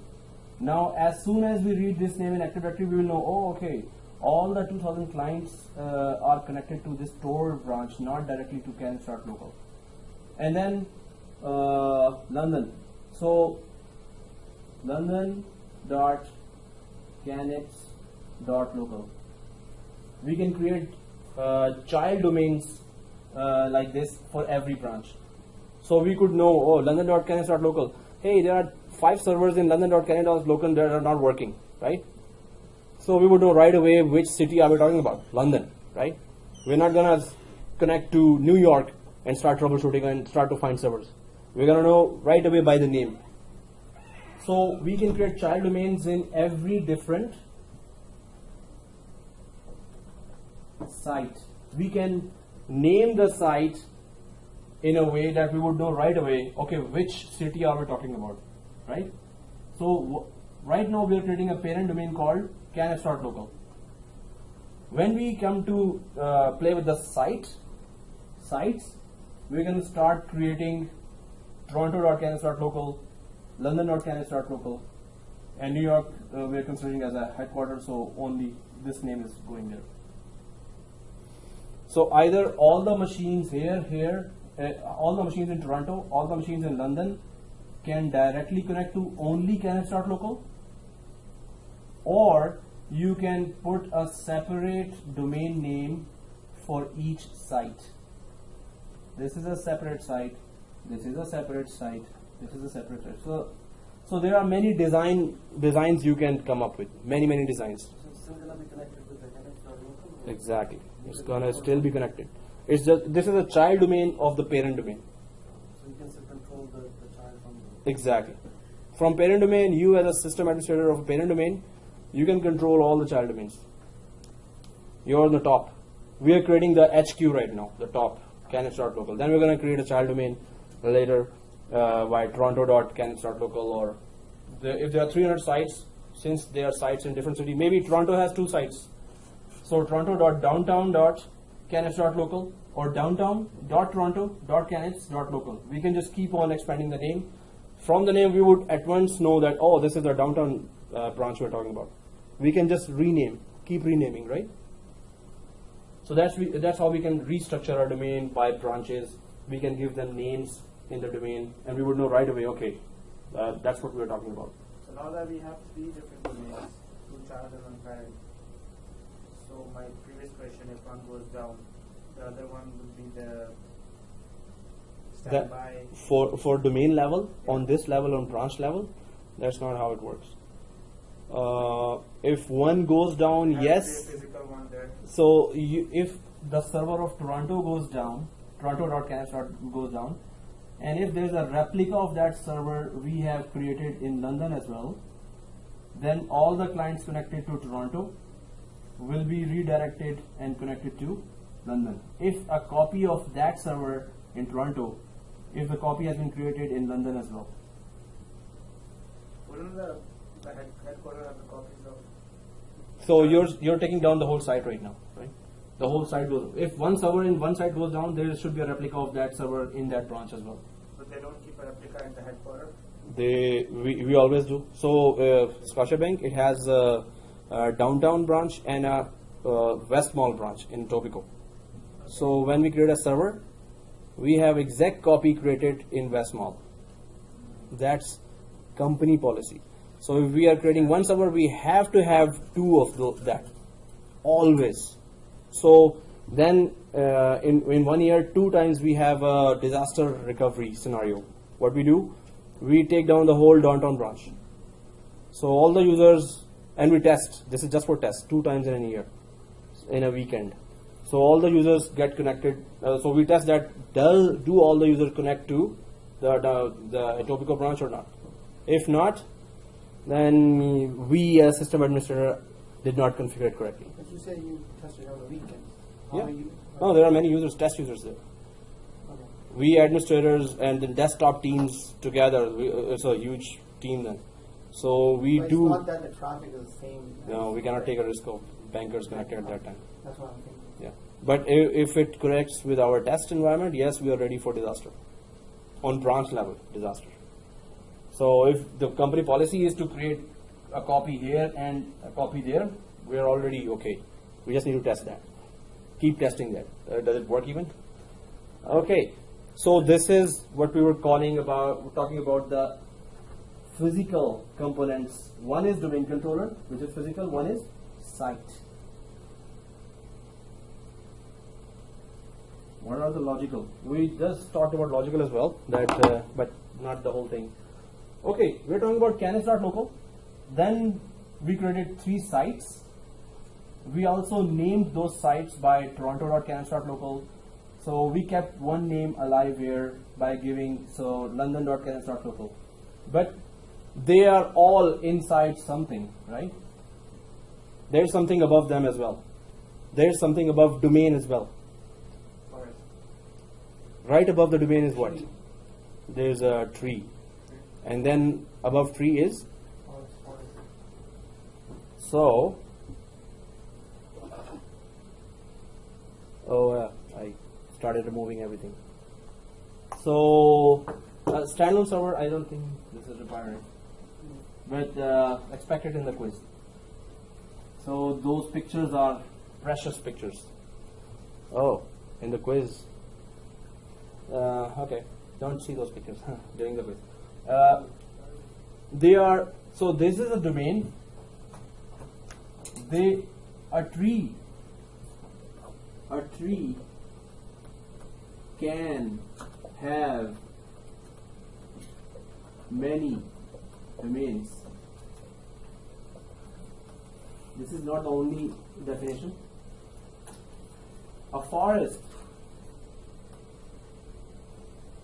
the top container, it can have many trees. Domain, add administrative and security boundary of the network. Let's fit all these definitions in a real life example.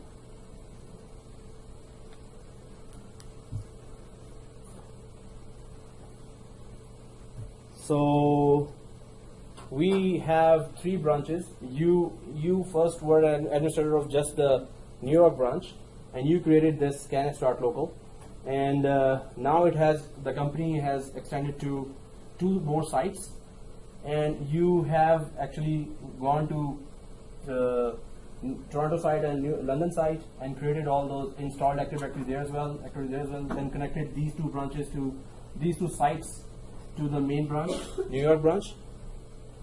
When you were creating this first one, which we are creating now, whenever we install Active Directory for the first time, it creates a new forest, it creates a new tree, it creates everything new, right? First time. It creates everything new. So, a tree can have many domains. There's one parent domain. This is the parent domain. These are the child domains. So, Toronto child domain and London child domain. So, now I'm just going to create a triangle on this.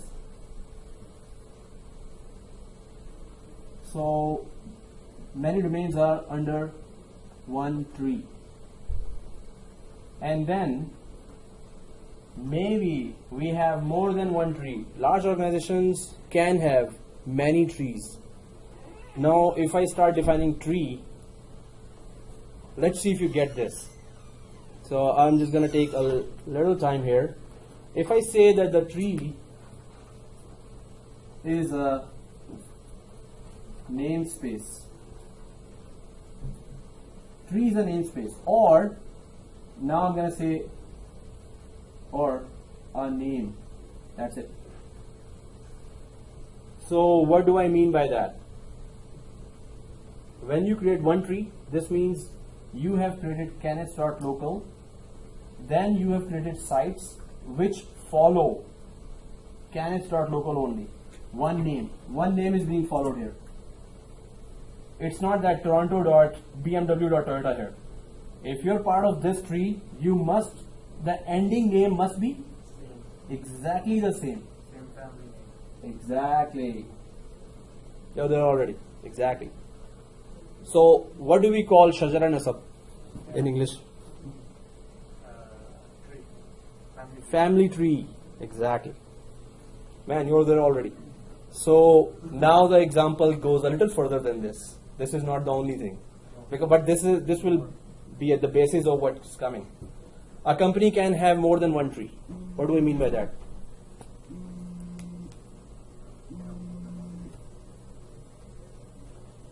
So tree is what? Name. Name of what?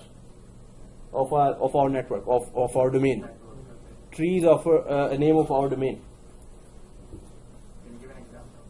So yes, Scotia Bank, Scotia Capital, Scotia Waterous. There are different products every bank has, right? Investment stuff. So Scotia Investment. They don't want to call it all Scotia Bank. They want the employees working in Scotia Waterous or Scotia Investment. Those employees are separate from Scotia Bank. They are working on that product. They are working on that product, right? So they will have their own forest or their own tree within the same forest. So for example, CANIPS.local, we open another branch, but with a totally, or we take over another branch. We take over another academy in Toronto, suppose. But there's recording going on. So SoftNet, we go for Jailer run. Oh, I have to edit that. What time? 9:16. Okay. So SoftNet is going to be merging with our CANIPS.local. Okay. So within the same forest, I can create another tree. So this namespace or this tree or this single name goes on for all the sites. Maybe there are more sites here. We know that the trailing name or the last name will be the same, just like family tree you're saying. The last name goes the same, right? Or the first name or last name. But if we create another, within the same forest, we're going to create another tree called softnet. Just to be careful, .local. Now, softnet is another huge academy. It has its own New York branch. It has its own Hamilton branch. And it has its own Singapore branch. That was too far. Anyway, Singapore branch. It has its own structure, but we are merging. So within the same forest, I can have another tree, which means another named network will join our forest, which just means that if there are, how many? There are 2,000 machines here. Suppose this is the New York site. Sorry, there was already. This is the New York site here. It has how many servers? 10 servers. It has how many clients? 3,500 clients. This branch. While the softnet local New York branch has 30 servers and 5,000 clients. Whatever. The thing is that when we create a new tree within the same forest, all the machines related to softnet will, and all the sites related to softnet. So Hamilton site name will be ham.softnet.local. New York will be ny.softnet.local. And Singapore will be singapore.softnet.local. The thing is, if another company retains its name, this means it's a new tree within the same forest. If you have merger of two companies, both companies want to retain their name. So all the servers and clients, we are not migrating to CANIPS.local. Softnet says, hey, we're a big company. We don't want to be called CANIPS, sorry. At least we're going to we are 50-50 partnership. So our say is 50 and your say is 50. So this means that within one forest, we can bring them within one forest and then keep their names separate. So tree, then we will say that now we have two trees instead of one. Tree is all about namespace. So we are creating one tree, CANIPS. So all the servers will be named. So our server now, what is the server name of our lab machine right now? CANIPS SRV1. After installation of Active Directory, what will be the full name of that server?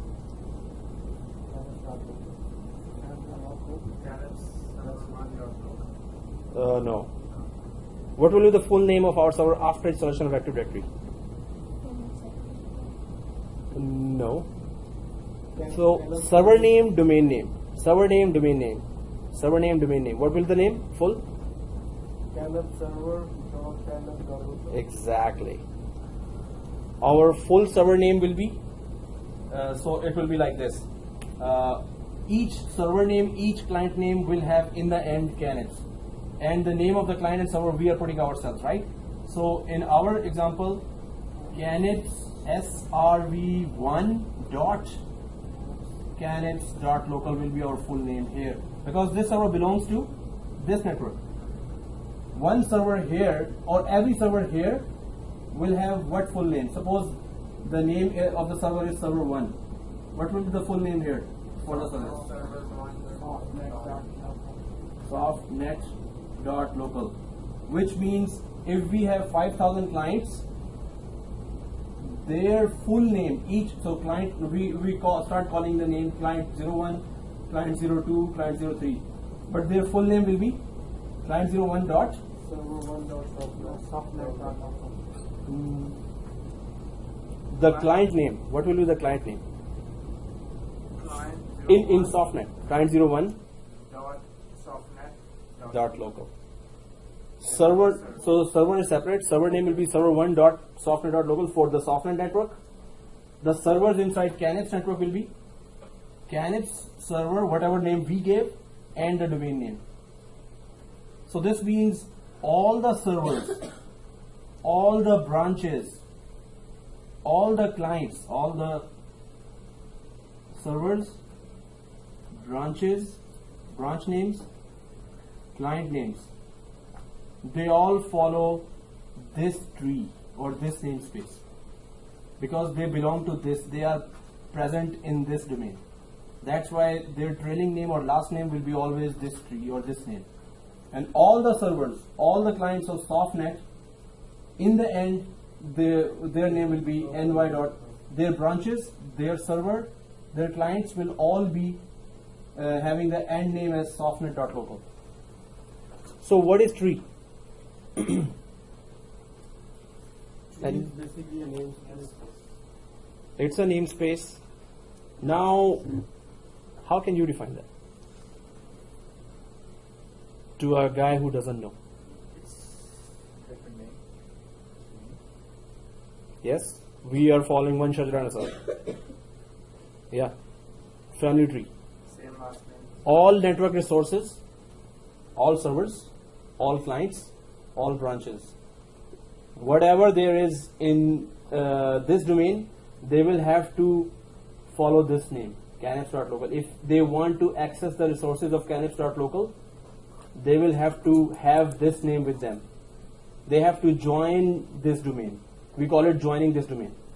If all the network resources like servers, branches, and clients in softnet, they want to use their printer, they want to use their server, they want to use their clients, they want to communicate with their clients, they must join the softnet.local domain. If a client is part of a canips.local domain, by default, canips, the client 1.canips.local does not have rights to access resources of softnet.local. So any network resources like servers, branches, or clients in CANIPS cannot access the resources in softnet. That's another tree. So tree is all about name. First thing, tree is all about name. Second thing is the network resources of one tree can access each other easily, but the network resources of the second tree, you have to give permission for that within one forest even. So it's all about if you want to keep your name.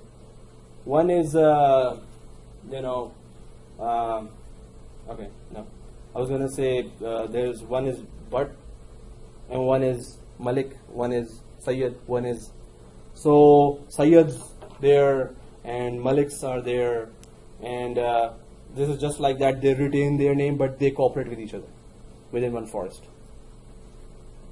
We're all from one country, right? In the background. Okay. Although that doesn't matter. Yeah. The thing is, so you would understand my example that the name can be retained within one forest. So this scenario is just for, so just try to remember now. I will explain that again when the course starts with, and we are talking about the trees in detail, that tree is a namespace or a name of a domain.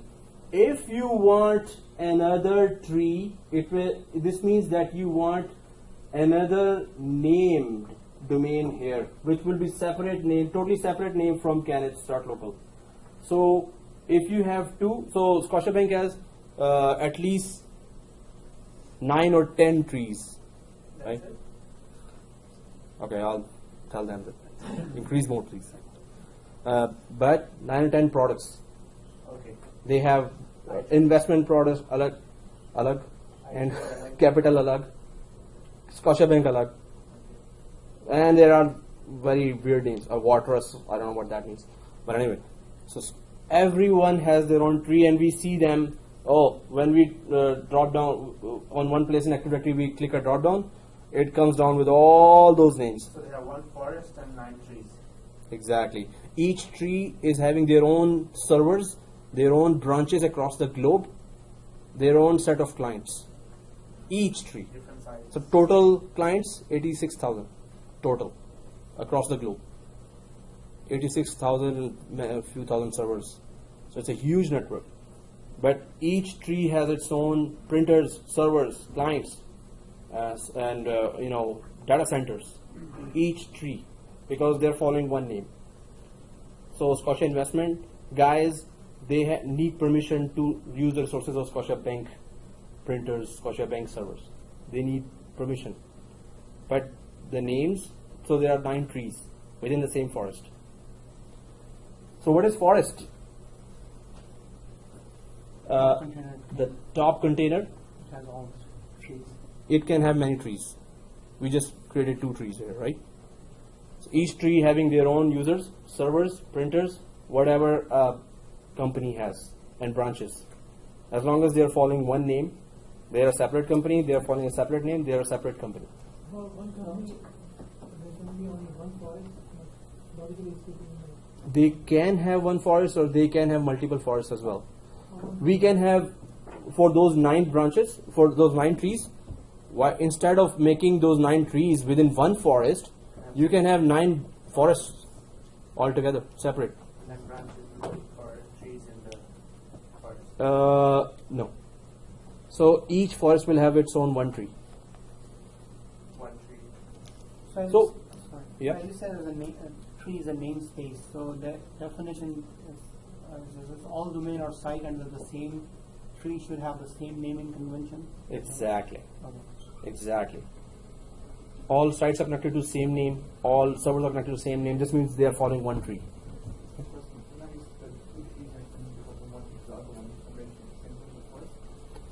That's a very good question. They by default cannot. You have to create a forest trust between the two.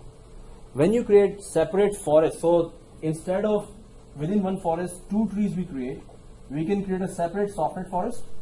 We can create a separate CANIPS forest. What's the difference between having these 2 as a tree inside one forest, and what's the difference between these 2 having independent forests? Sorry. So they can be separate forests as well. 2 separate forests. 2 separate forests. Best Buy and Future Shop. Yeah, 2 separate forests. Instead, I make them one tree. 2 trees within one forest. Is there a difference? There's a reason for that. If you want total separate administration, politically you want to be separate. I don't want to work under that boss. He's so picky and he's so rude and stuff. Create a separate forest for me. I'm going to manage my own company. I don't want to work with these guys. Politically and administratively, you want to separate all your operations and your company. Go for a separate forest. But if you're a group of companies, so the parent company says, hey, I have one forest here. I'm going to create 2 trees because I'm running SoftNet as well as I have another company called CANIPS. I'm going to create both these trees in one forest. What's the benefit here? Data transfer, communication, software. You can easily give permissions to each other's employees to use each other's resources. Across the forest, separate independent forest, it's difficult. It's much more difficult than within 2 trees in one forest. It's easy to give permissions to each other's employees, to all the network resources. And separate forest, it's difficult to give those permissions to each other's employees. But we can. Through Forest Trust, it is possible. We're going to do that lab. So what's the difference between having 2 trees in one forest and 2 separate forests? First team right, then team left. Sorry, what was the question? Okay. We could. It's easy to give permission if you have 2 trees in the one forest, Yeah. and if you have 2 forests, it's not difficult and you want it. I'm going to remove that. Already it's a mess. I'm going to create a cleaner one now. Cleaner. So the question is, what's the difference between, okay, these are two forest, and then there are tree 1, tree 2, which is CANIPS and SoftNet. And then there is a separate forest, and this company is, okay, any other name? HardNet. Okay. Need to cover something quicker. So now you have two trees within same forest, one forest and two trees. So this softnet.local is within this forest, canips.local is within this forest, and then there is a separate forest for this company. But these three companies are under one parent company. They are all group of companies. This is a group of companies, and they are all under, okay, Academy Mess.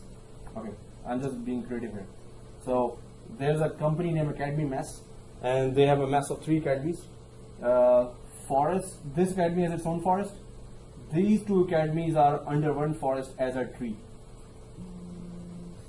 What's the difference? The only difference is that this SoftNet has, suppose, total of 10,000 employees. That's ridiculous. Okay, 10,000 employees. And these have 7,000 employees. And this has 12,000 employees. The only difference here is if the employees here wants to access the network resources. What network resources?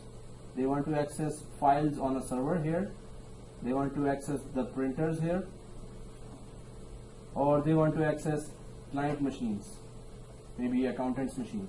If the employees of separate forest want to access the resources of any of the trees in this forest, the procedure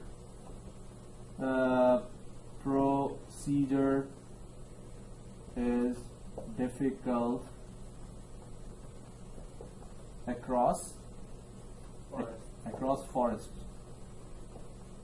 Procedure of giving permissions.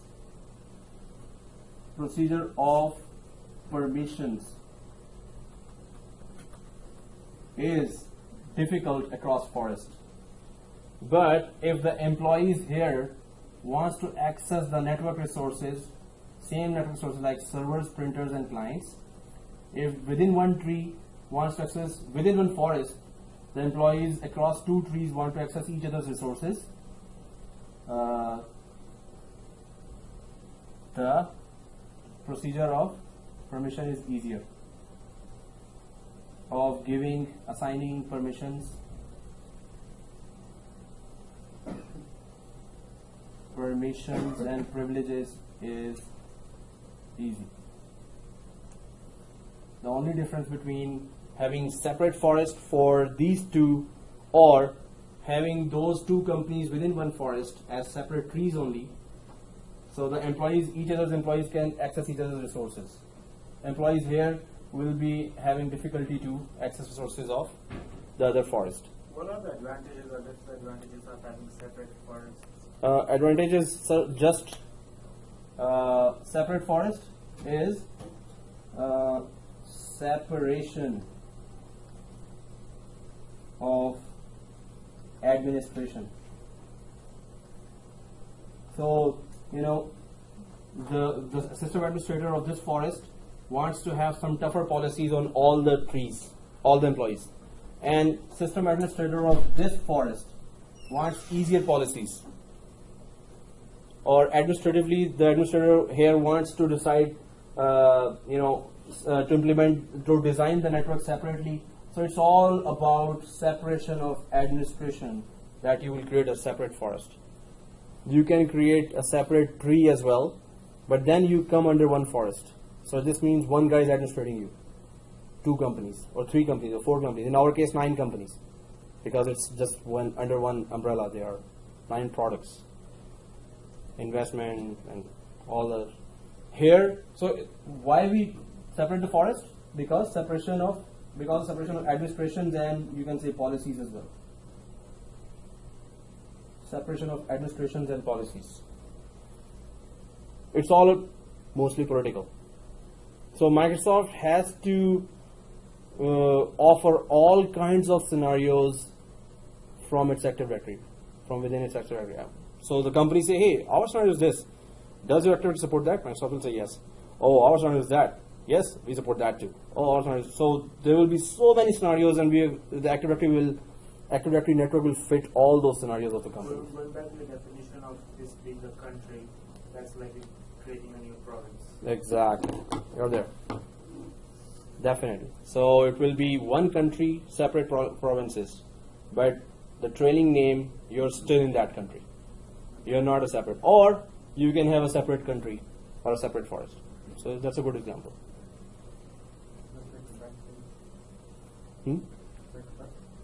Yeah, Quebec. Yeah. So you need to have no French as well. But anyway, is it clear? Yes.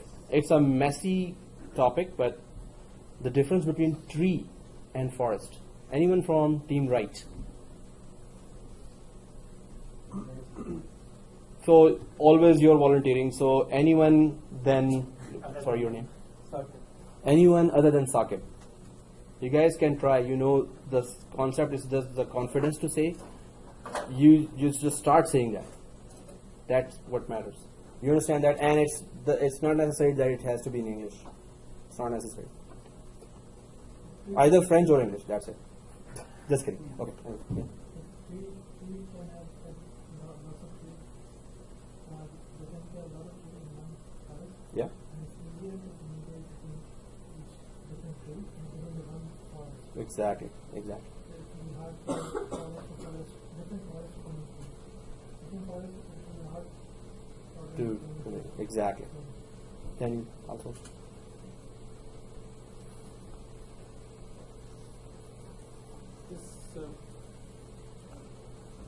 Well, the thing is that we do understand, yeah? Yeah, it can have many trees under one forest, Exactly. and from one forest to other forest, it's like much harder to just access it. Right? Cool. Exactly. And within one forest, 2 trees, employees can easily access each other's resources. Under one forest, how many trees it is, it's much easier to access all the Exactly. information. Right? Cool. Yeah. These all trees are branches of forest. They can communicate and access easily with each other. And if it's between 2 forests, is it easier to communicate than the trees? Yeah, because forest is one. Yeah. But if in different forests, for different forests, what will be the case? If it's different forests, the permissions are difficult to be given, right? Yeah, like Different for forests. example, like if it's one country, under one country, you can have different provinces, and it's easy to communicate, easy to share resources, Exactly. easy to assign resources. And if it's a different country, it's hard to share the US, Canada. information, So resources, and within Canada, yeah, there's Like you have to get obviously visa and Exactly. there's lots of restrictions. definitely. So across forest is like 2 countries. Within forest is just one country with, as you said, 2 provinces or 3 provinces. Okay, yeah. Same answer. Exactly. But if we try to say it, we will gain that confidence. I understand, like, forest is a big company, and it can have so many trees, which is like their product, like you just said, Exactly. insurance, banking, investors. Yeah. And if they are in a one, like, One there's forest. so many trees under the one forest, they can share the resources, Exactly. very easily. But if it's different, obviously they can, but it's sort of hard for them. Perfect. Perfect. So the main difference is kind of like who's controlling what. Exactly. And how easy you can collaborate, let your employees collaborate each other and be productive more. If you another thing is like if you want to keep the same name, you keep on making trees. And if you don't want to keep the name, you create a new forest. Yeah. Okay. You started correct. Okay. Again. If you want to keep the same name, Same name means one tree. As soon as you decide another name, you are going either second forest or second tree. Yeah. Two different forests, if they both come under CANIPS, who can they have their own different licenses? Suppose this is just a guess. That suppose if it's a group of companies. I don't know if you have different plans. Same like two. But it's not only the communication, but some companies like Fortune or 500 companies, they have hundreds of business, right? They're in pesticides, they're Oh, in after this question, your question. they're in IT, they are doing. Yeah. So it So could, there is yeah. obviously policies and investigations, obviously. So this means that it's not compulsory that it has to be a group of companies. It could be totally separate forests. They just want to communicate once only with one project only. The set of laws are different for a company in Europe and they're different. Administratively, if you want to be different, have a separate forest. Total separate privacy. They're not like merged with each other, they're just different companies. They are totally different companies. Whenever they want to collaborate, we create a forest trust, which is a different steps, and then we collaborate with each other and just give permissions as much we want. Limited amount of permissions. So what's the one line for that difference between forest and tree?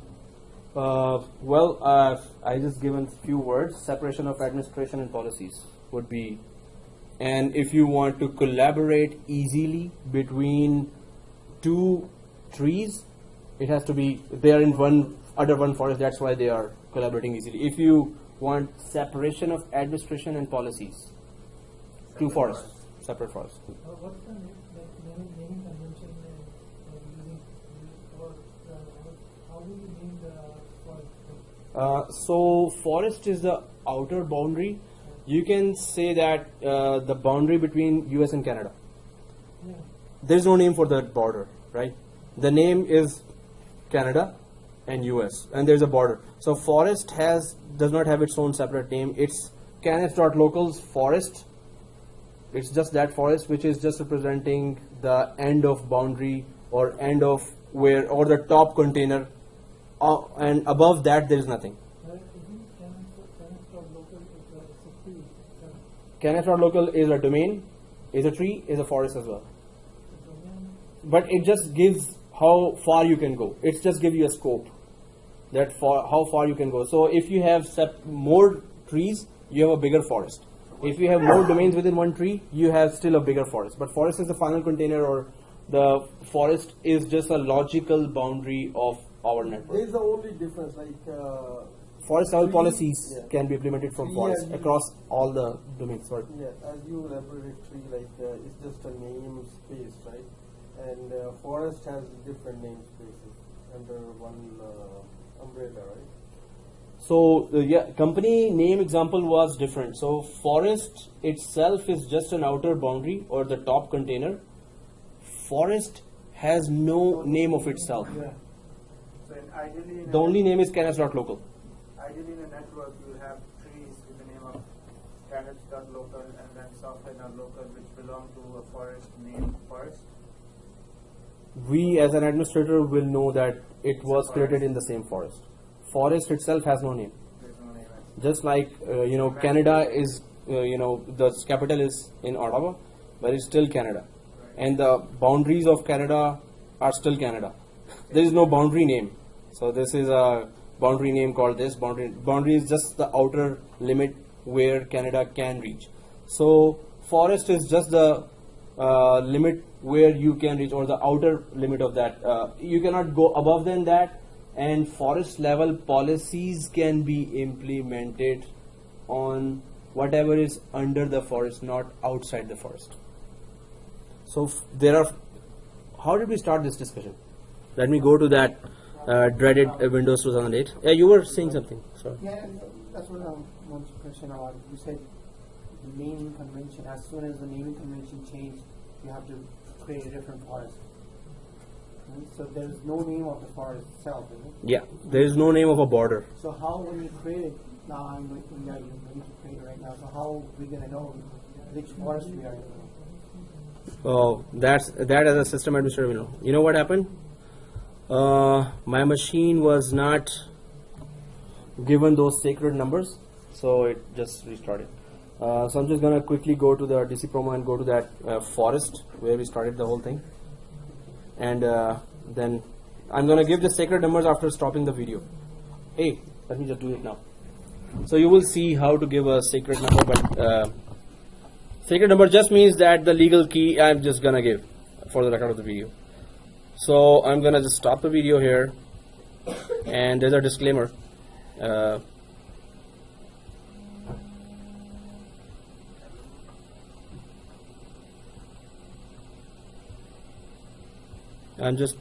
So concepts behind are more important than next finish, but next finish has its own importance, of course. Let me just show you this by stopping the video. Oh, we were at forest. 1. Okay. So So you're showing us how not to yeah, you were saying. So how not to. yeah, I completely understand what you said, and we completely understood. DC promo, press OK. Video. Okay, so now I'm just gonna go there, and I'm going to go to the next NT and then existing forest, and we did that before. Okay, boring. So I'm just gonna give the name CANIPS.local. Next. Okay, so it's gonna take me to the forest functional level. That's where all the jagda started. Yep. Forest. Forest. Now, if we want to implement the forest functional level of 2003, this means the features introduced in 2003, like 2003. So we cannot possibly implement those old features now. Are there any companies that still use forest servers? Forest functional level, majority of okay, you know about Windows 2003? It's expiring. In 18 days.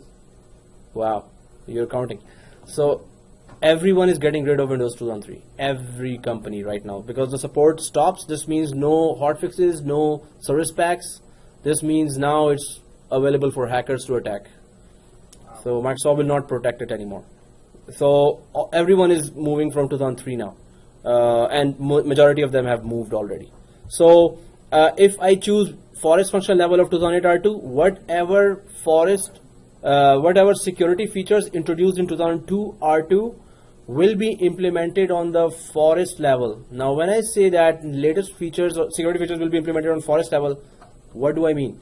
Anything under it will get that security feature.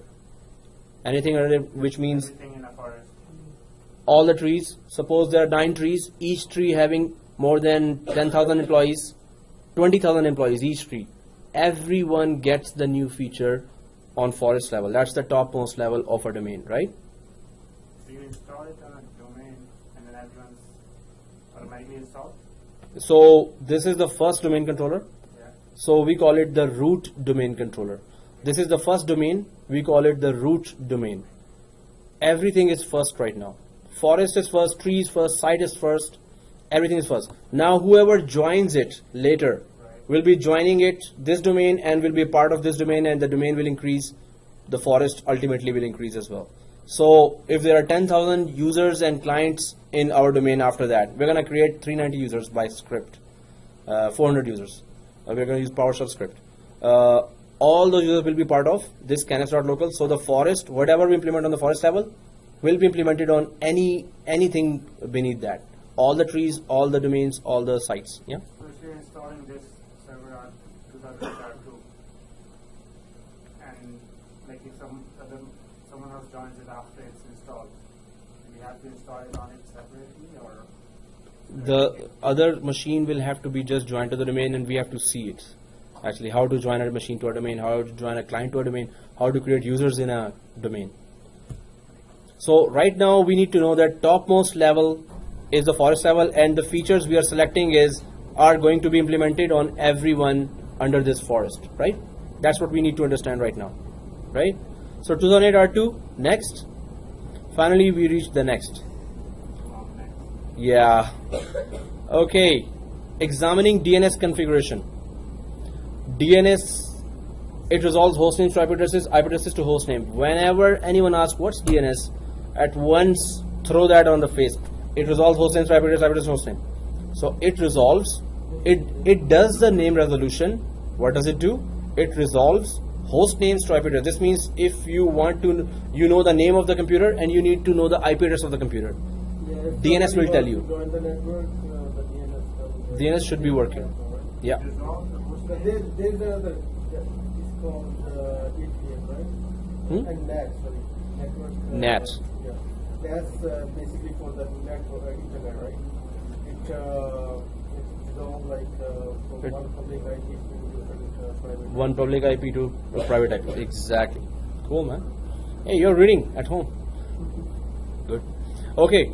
It's this window is asking what?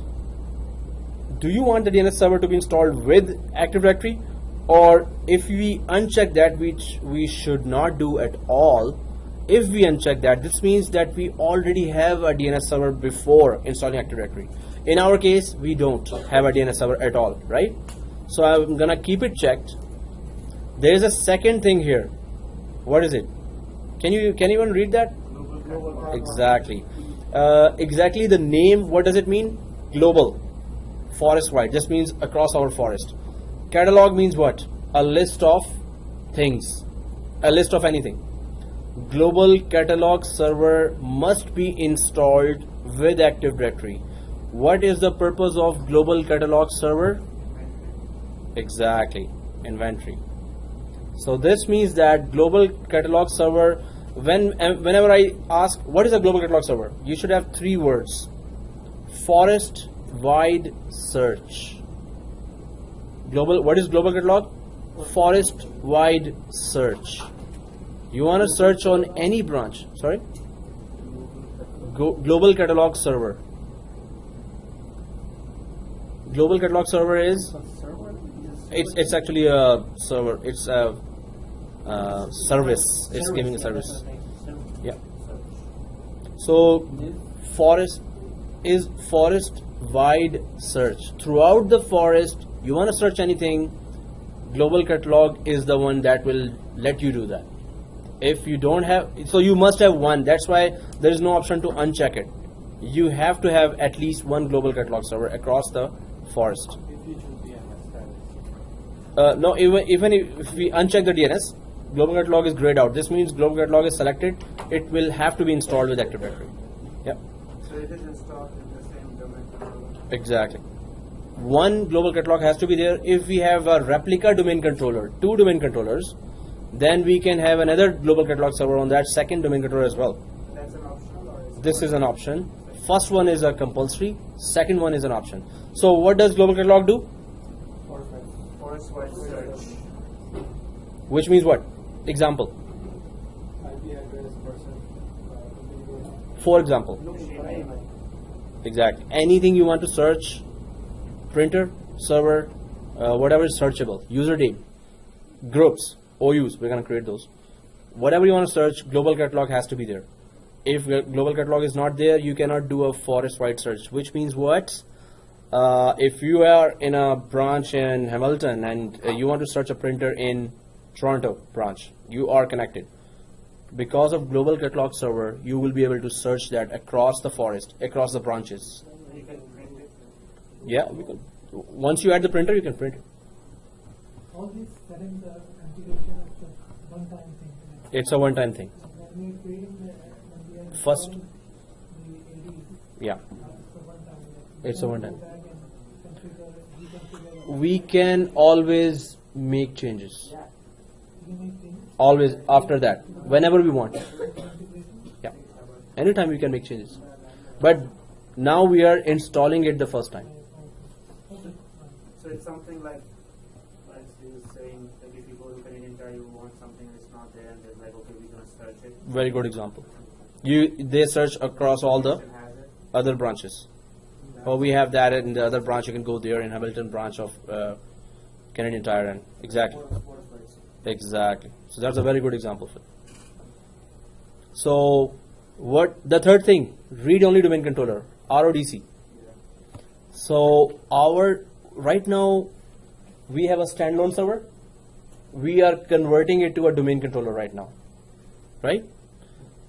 So this domain controller will be the read-write domain controller, which means you can make changes in this domain controller. You can delete users, you can delete computers, you can add users, you can do whatever you want. But there is RODC, which means read only, which means you cannot make any changes on that. The first domain controller should not be. And this is written there. The first domain controller has to be read and write domain controller. If the first domain controller is read only, then you cannot make any changes, and that's not logical.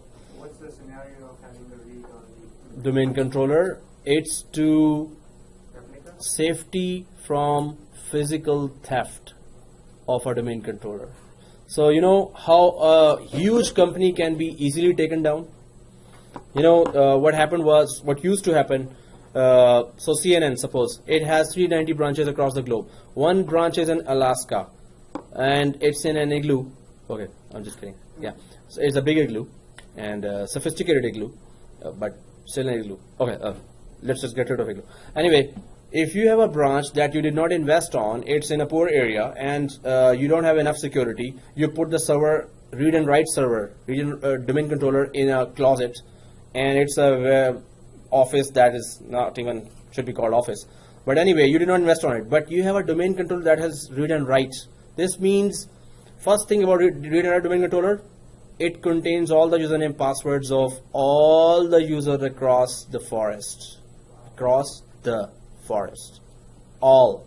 So you put that branch there, and you never cared about that domain controller. Somebody gets hands on that domain controller, hacks that domain controller, takes it, and then hacks all the username passwords at night. By the morning, that hacker has username password for your CEO, your directors, your managers, and within the night, the DNS records, so which computers, which director is using, all the IP addresses of the computers is there in the domain controller. So within one night, with the CEO's username password, the hacker accesses the CEO files and copies all the director files and then sell it to the rival company. Your company goes down because of that non-investment in that remote branch. The whole company goes down. You can take down companies like this. Industrial espionage, call it, right? Or even goes open source and publishes on internet. That's how many of the software started. Well, we don't blame that. Sorry, all the open source people. No, you did not steal those things. Oh, it was recording. Okay. Anyway, so read-only domain controller does not have locally stored username passwords. That's it.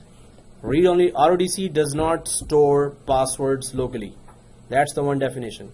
RODC does not store username passwords locally. It does not store username passwords locally. While read and write domain controller, which is any normal domain controller other than RODC, they all store username passwords locally. So you have to really secure those read and write domain controllers in data centers with proper security, in cameras and everything. Okay, so DNS, we know it resolves host names to IP addresses and IP addresses to host name. Then we know global catalog, which is, yeah, everyone should have it memorized actually. And RODC is for it does not save locally. So these one-liners will pretty much define the thing written there. Okay, next. So this page we understand everything. Any question on this page? No question, right? Okay. What's the Additional additional domain controller options? domain controller options is all about, okay, we're going to be installing a replica DC after that. I'll have to see if it's in the workshop or it's in the first course starting for 2012. But replica DC's exact copy, it will have a second DNS server, it will have a second global catalog server, but it cannot have a RODC because this is not an RODC. The second domain controller will be the replica of the first domain controller.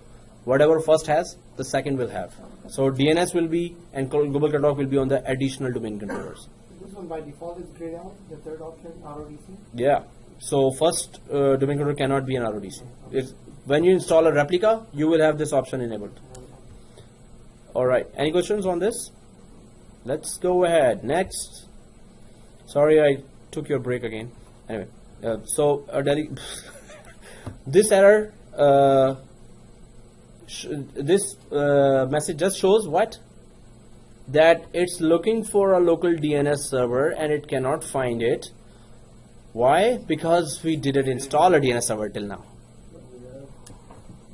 So no, it's installing. We have just asked Active Directory to install it. It's saying, hey, I cannot find a DNS server. Yes, after restart of this, then you will find a DNS server. So ignore this error. So yes, press yes here. It's looking for a DNS server. We don't have a DNS server. So ignore. Yes. Now these three things. So yeah. Oh, you have different screen? You don't have. This computer has dynamically assigned IP address. Oh, okay, guys. Did you give static IP to this computer? Maybe somebody. Oh yeah, this is again every time computer is changing. So okay, if you have the error of dynamic, you can change it to static IP. But even if you go now, does it let you go ahead? It says no, I will assign static IP. There's two options. But we're supposed to assign a static IP, right? In domain controllers, always in servers and domain controllers, always assign static IP. Always. So what IP we have to assign? According to the lab, 192.168.100.10. But then you have to cancel out and start over the wizard, right? So what we have to do? Does it let you go? Then go ahead. But this is the Yes, not but recommended we'll- setting. We'll use an IP address automatically. Okay. For now, do it, but we have to put static IP once we restart, right? Okay, guys, press yes and go ahead. This is what we were looking for, NTDS, right? Now we're installing Active Directory. NTDS will be in that path. That's what we were looking. That is it a domain controller really, or just links of the domain controller? So we discovered all that these were just the links. Now we're installing the actual domain controller, but the third line is system volume or sysvol. What is the purpose of sysvol? Only two simple things. Okay, everything here is okay. I'm just gonna. You took a picture, or you need to take a picture? Because this is a cleaner diagram of forest. Okay. Forest and tree we're going to discuss again. We're going to have different scenarios to discuss that. So we're going to completely understand that. For now, it's what we discuss is good enough. And anyone, please can just upload all the pictures to WhatsApp. If anyone is doing that, that person should keep on doing it. Or anyone else, if you don't find that picture. Or you can all send. Okay. So very simple and easy concept of sysvol is sysvol has two main purposes. One is it's not one, it's for both. Central repository of, now these are the two things. It's the central repository of group policies and scripts. So what do we mean by that? So you need to memorize this. Whenever I ask what does sysvol do, you have to at once say it's a central repository of group policies and scripts. You need to memorize that. You need to write it down, memorize. So, but what does it mean? Sysvol, yes, group policies and scripts is a central repository. So this means that there are actually 2,000 group policies. A group policy, an example of a group policy is that, okay, you have 1,000 Windows 7 machines. You want to block Internet Explorer on all those machines. So the user double clicks Internet Explorer and it does not open. It's blocked. So this is an example of one of the 2,000 group policies. So once on canips.local, so you become so brutal that administrative canips.local, you put that policy of block IE, but you put it on the domain level. This means anyone and anything under that, all the users under canips.local, wherever they are, will have this group policy implemented as soon as they log off or log in, or they are logging in for the first time. So the thing is that if you want to implement a policy for all the users or computers or specific users and computers, you have to create that policy and put it inside sysvol folder. If the policy is inside sysvol folder, this means it's going to be at once distributed to all the users as soon as they log in. So this is a central folder, central resting place, or this is the distribution area as well. So it's not even repository. Repository just means that you can put things here. No. Yeah. It is repository plus distribution point.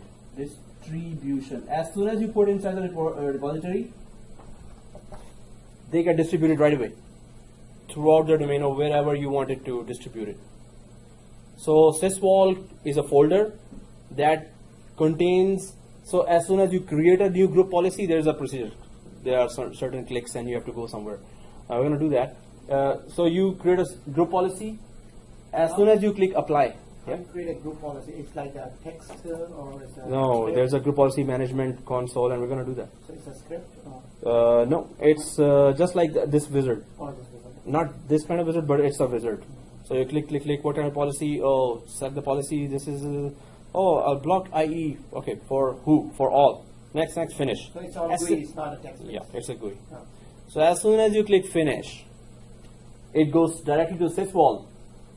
It stays there and it gets distributed right away. Whoever is logging in, group policies always get implemented when the user logs in next time. If the user is already logged in, it won't get implemented. Log off, log in, now it will go through the group policy implementation process. So it goes, the copy is sent to all the machines Exactly. and the copy remains there. Yeah. It always remains there in central repository. In sysvol folder, it always remains there. And it also gets distributed to whoever did not get it. Right? What are the scripts? Scripts is the same thing. So script, for example, an example of a script is you need to delete. So when the computer shuts down, 10,000 computers shuts down, when they start shutting down, they should go to the temp folder. There is a temp folder or there is some other folder that you want to be deleted. You want that folder, any contents inside that folder, you want to be deleted. So you will create a script, you will test it vigorously in your test environment, then you will put it within the group policy, you will put it, and that script will be also placed inside this sysvol folder and distributed to whichever machines you wanted to distribute that. So example of a script would be machines are shutting down or starting up, or a user is logging in or user is logging off. During that time, you want some extra tasks to be done. So I gave an example of, there's a temp folder, always anything you put there can be deleted. Or temporary files of internet you want to delete. So that's the only four options where you can have scripts. Yeah. Log on, log off, and startup shutdown. That's it. Computer starts up and shut down, user logs on, log off. No, there are many other ways. This is just an example of where you can use script. But sysvol, central repository and distribution point for all the scripts and group policies. Anyone wants to repeat that? One from here. Right side. Yeah. Sysvol is a? It's the central repository of distribution point, which has group policies and So it's a central repository and distribution point for? You can say there is a central storage of Yeah. group policies and scripts and a distribution point. And a distribution. So there's not only stores but distributes as well.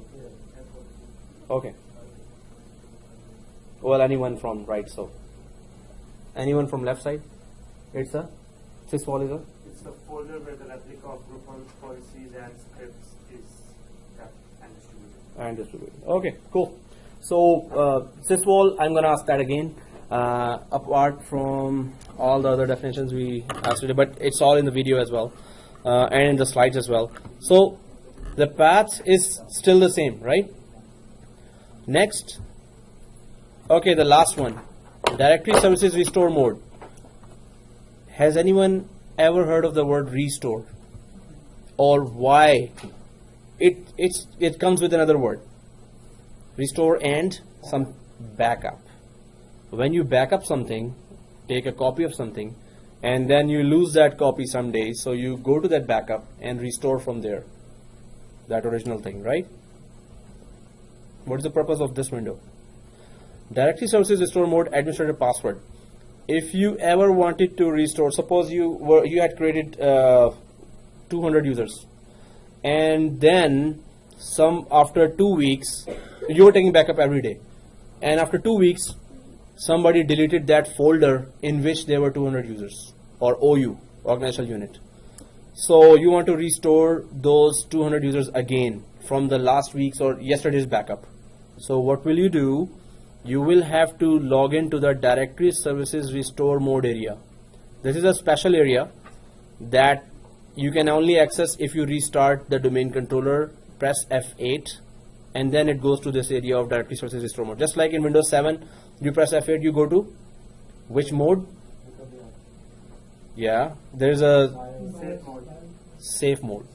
In Windows 7, Windows 8, Windows XP, when we restart and press F8, we go to safe mode. So this is the exact same procedure, but we have to go to directory services restore mode, and the sole purpose is to restore from backup safely. So you put a password here, and whenever you put a password, always put password 1, class password. So why are you asking for the restore? You didn't even back it up. It's just giving password to access that area, that's all. It has, we haven't started backing up anything or restoring, but in order to access that area, it should be protected by a password. So when you come to this scenario at this stage, that means like you're restoring something which is lost, right? Exactly. So you're going back in the day. Yep. So any updates which have been done will be lost. If you're restoring from 2 years back, so all 2 years of work is gone because that backup has, or 2 weeks back. So you have done so much modifications in these 2 weeks, but you have to have that backup. Maybe you are just backing up, restoring just one file out of the backup. Maybe you have to back up the whole thing, overwrite the whole thing. So your company will go 2 weeks back, or at least your Active Directory environment will go 2 weeks back. If you affect the network and the that will definitely affect. That's why it's a very critical thing to decide. What are you backing up? From the last night? Yeah, go ahead. But are you overriding everything? I think the system restored it. Okay, that was scary. Oh, we just lost one thing. The file is gone, restored. Oh, we lost network as well. Anyway, so no internet. But if you're on that screen and I'm recording, so we are all on the same screen, right? Which is directory services restore mode. Yes. Is everyone on that screen? So until the projector comes back, let's press next. Did it bother you guys? No. Everything went off or what? Yeah, everything went off. What happened? I don't know. Oh, okay. Yeah, maybe it's extra. They did not take a break, so that was a punishment from. Okay, everyone is on the summary page. Yes, summary page. There is one more thing on summary page. Do you notice a button on the right bottom? Export setting? Exactly. The purpose of this export setting is. We have to put the password and Yeah, and go ahead next. Password 1. password 1. Capital P and password 1. So the purpose of export, it's there. Okay, export setting. If you click that export setting here, it will save all these options as a script. Which means what? If you save all these answers, so we selected forest functional level 2008 R2, we put a password there, we selected the name domain canips.local. Whatever is the summary here, if you create a script for that, where can you use that? When you want to install, suppose you're given a task of installing Active Directory in 300 branches within next 4 days or 3 days. So this export setting will save all these answers and create a script for you. So you can install Active Directory on remote branches without attending that, without waiting for the next click, then click, then click. This will save all these answers in a script. So you run that script on that server, done. Replica DC installed there. Replica DC installed in 300 branches. So you will, with scripting, you would do that work, within 1 day maybe, which could take 4 days if you're doing click, click, click, click, while you're doing your other tasks as well. 300 branches is a huge number. You need to connect there. So if we click export settings, no, this can be manually taken there. Right now it will be saved in a C drive local, but we can manually use it there. Through group policy, it's not a good idea to deploy domain controllers through group policy. We separately run that independently, separately run that script, not from group policy. We cannot deploy. So you have to be the server and then run it. Yeah, so we will take this text file to a server and open the PowerShell command prompt. We're going to learn that too in the course, basics of that. Then we're going to run that script, and it's going to just, without, stopping anywhere. Right now it was stopping at so many places, and we have to press next, next, next, right? It won't stop anywhere, and just restart, and when it restarts, we will have our Active Directory there installed. So that you can only use it if you want to keep the same names and everything. Exactly.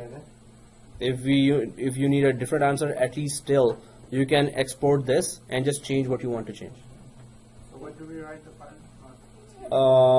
File name as so if I go there, then the installation of DC. I would give any descriptive name that would just tell me right away what is this.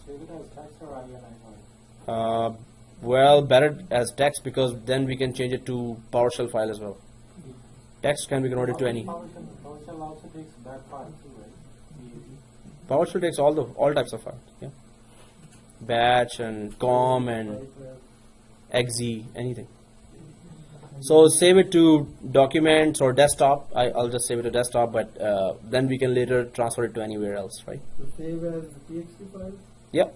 Save as export, save as TXT file, and click the desktop on the left side. Otherwise, you can just click documents, wherever you want to save, right? Documents is also okay, desktop is also okay. Just name it installation of DC. Oh, did the video stop? No, it's working. It's a 3-hour video. Okay, that was the final thing. See, it's also saying that using an answer file. So that's how we can. Answer file means that it will answer for us what we provide at next. So these are the answers we need to provide. That click next or choose this and click next. So for use with other unattended operations. Unattended means you're not attending it. Just run that script and go away. It will do it itself. That's like other machines. Yeah. So you don't attend that other member server where you're installing this replica DC right now. Like remotely attend or? So unattend just means that you don't have to wait for anything. It won't stop anywhere. It will just implement all this and restart. So next, yeah, if this is, no, it's gonna be simple. Okay, click the reboot option as well. Otherwise, if you're doing something else, it's just gonna wait for us to reboot. So it should automatically reboot. Just click that reboot option. Alright, now you can take 10 minutes break and then come back and half an hour more. I'm just kidding. Okay. So this video is very crucial video. We discussed a lot. So let me know. I'm just going to upload that and then give you the link. You can download that and let me know if you were able to first download it, then you were able to listen to it, and what was the feedback. And you should do this while understanding at least from scratch at least 2 times. You should do this. So I would need the screenshots for you. You need to do this in the create a separate machine, home lab, and create a separate machine and perform the whole tasks, and you can send me the screenshots. I'll follow that. Hey, who has the screenshots? So you know how to take a screenshot? Print screen. Click print screen on your keyboard, print screen button, and then paste it on Microsoft Word or on just MS Paint program. Can you give me the image for 2012 data centers? Sure. I'm having a hard time running it. You're already in the next course. 2012. So guys, after restart, I wanted to record that too. Windows Loader is on the video now. Now I have to edit it, buddy. Now I have to edit it. It should not be there. I shouldn't have minimized the screen. All right. So what we are doing is, okay, sorry. What we're doing is, has anyone restarted till now? Is applying computer settings. Hey, dual core, i7, I'm running a virtual machine inside a virtual machine. and still it's fast. Wow, cool.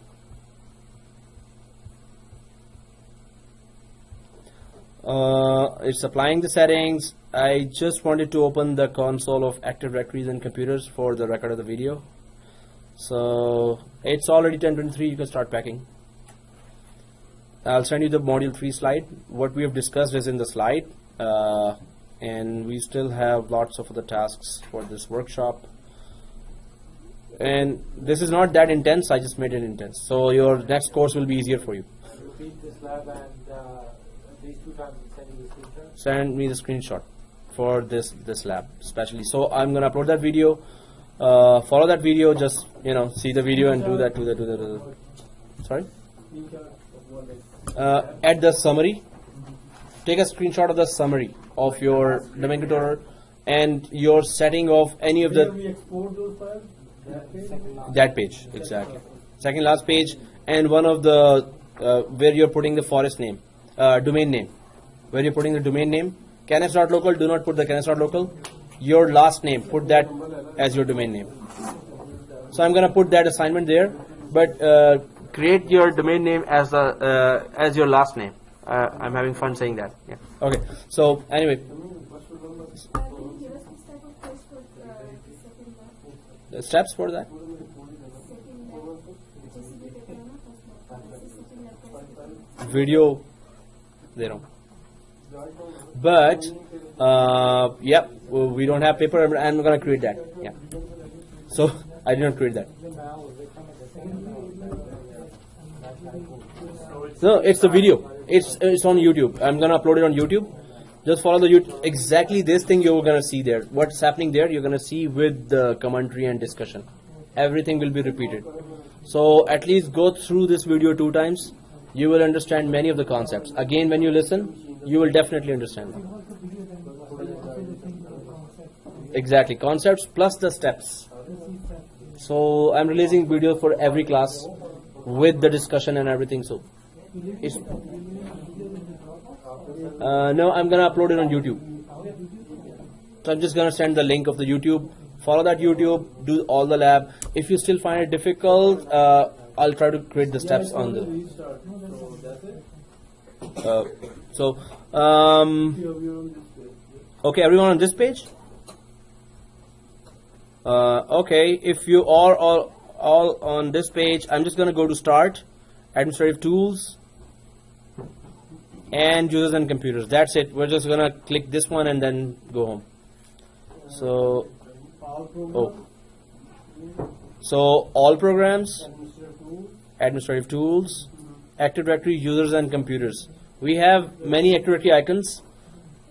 The day-to-day usage is done on Active Directory, Users and Computers, right? So, yeah, click Users and Computers. This is where we work daily. So, canips.local, everyone sees that? Canips.local. Okay. Okay, again, I cancel out from here. Start, Administrative Tools, and Users and Computers. Active Directory, Users and Computers. You see that? Okay, open that. Canips.local, everyone sees that? Canips.local. So these are the folders here. They are already created by Microsoft when we install Active Directory. There's a built-in folder which has lots of groups. We're going to discuss about groups as well, security groups. Then there's a computers folder. If we have a client, and we're gonna next class we're gonna add a client here, then we're gonna add a second domain controller, or just add a client here. That client will show here. If we have 80,000 clients, this screen is like full. You keep going down. Clients means Windows 7 machine, Windows XP machine, or a server as well. So you can do a control F to find that machine, or Well, find. Right click and find. Yeah. So domain controllers. Everyone sees the name of your domain controller no? in domain controllers. Go with Win-48ED something. Oh, you did not rename your machine. This is the default name. A machine gets a weird name if you don't rename it. You should have renamed it to CANIPS dot CANIPS server SR. I have it on the top. It says CANIPS server. And then, Tab. so it is like this in domain controllers, or do you have that what you said? Know what I have. So, Do something. but there are two or one? One. Okay. Default first. It says something. No, default. That's it. Domain controllers should have this. Default first site name. Oh, you're in Active Directory sites and services, so it's okay. Go to administrative tools. Go to users and computers, not the sites and services. Go to users and computers. Again, administrative tools. Do we Yep. get the page of the second lab? Yeah. So actually, I'm giving you the YouTube video for that. Would you be able to see the video and follow the lab, or although I have the written document, I've just searched it. Where is it? paper was better, so I didn't follow. Yeah. So video is not better. Paper is You just- the link which you send us IP and what is that?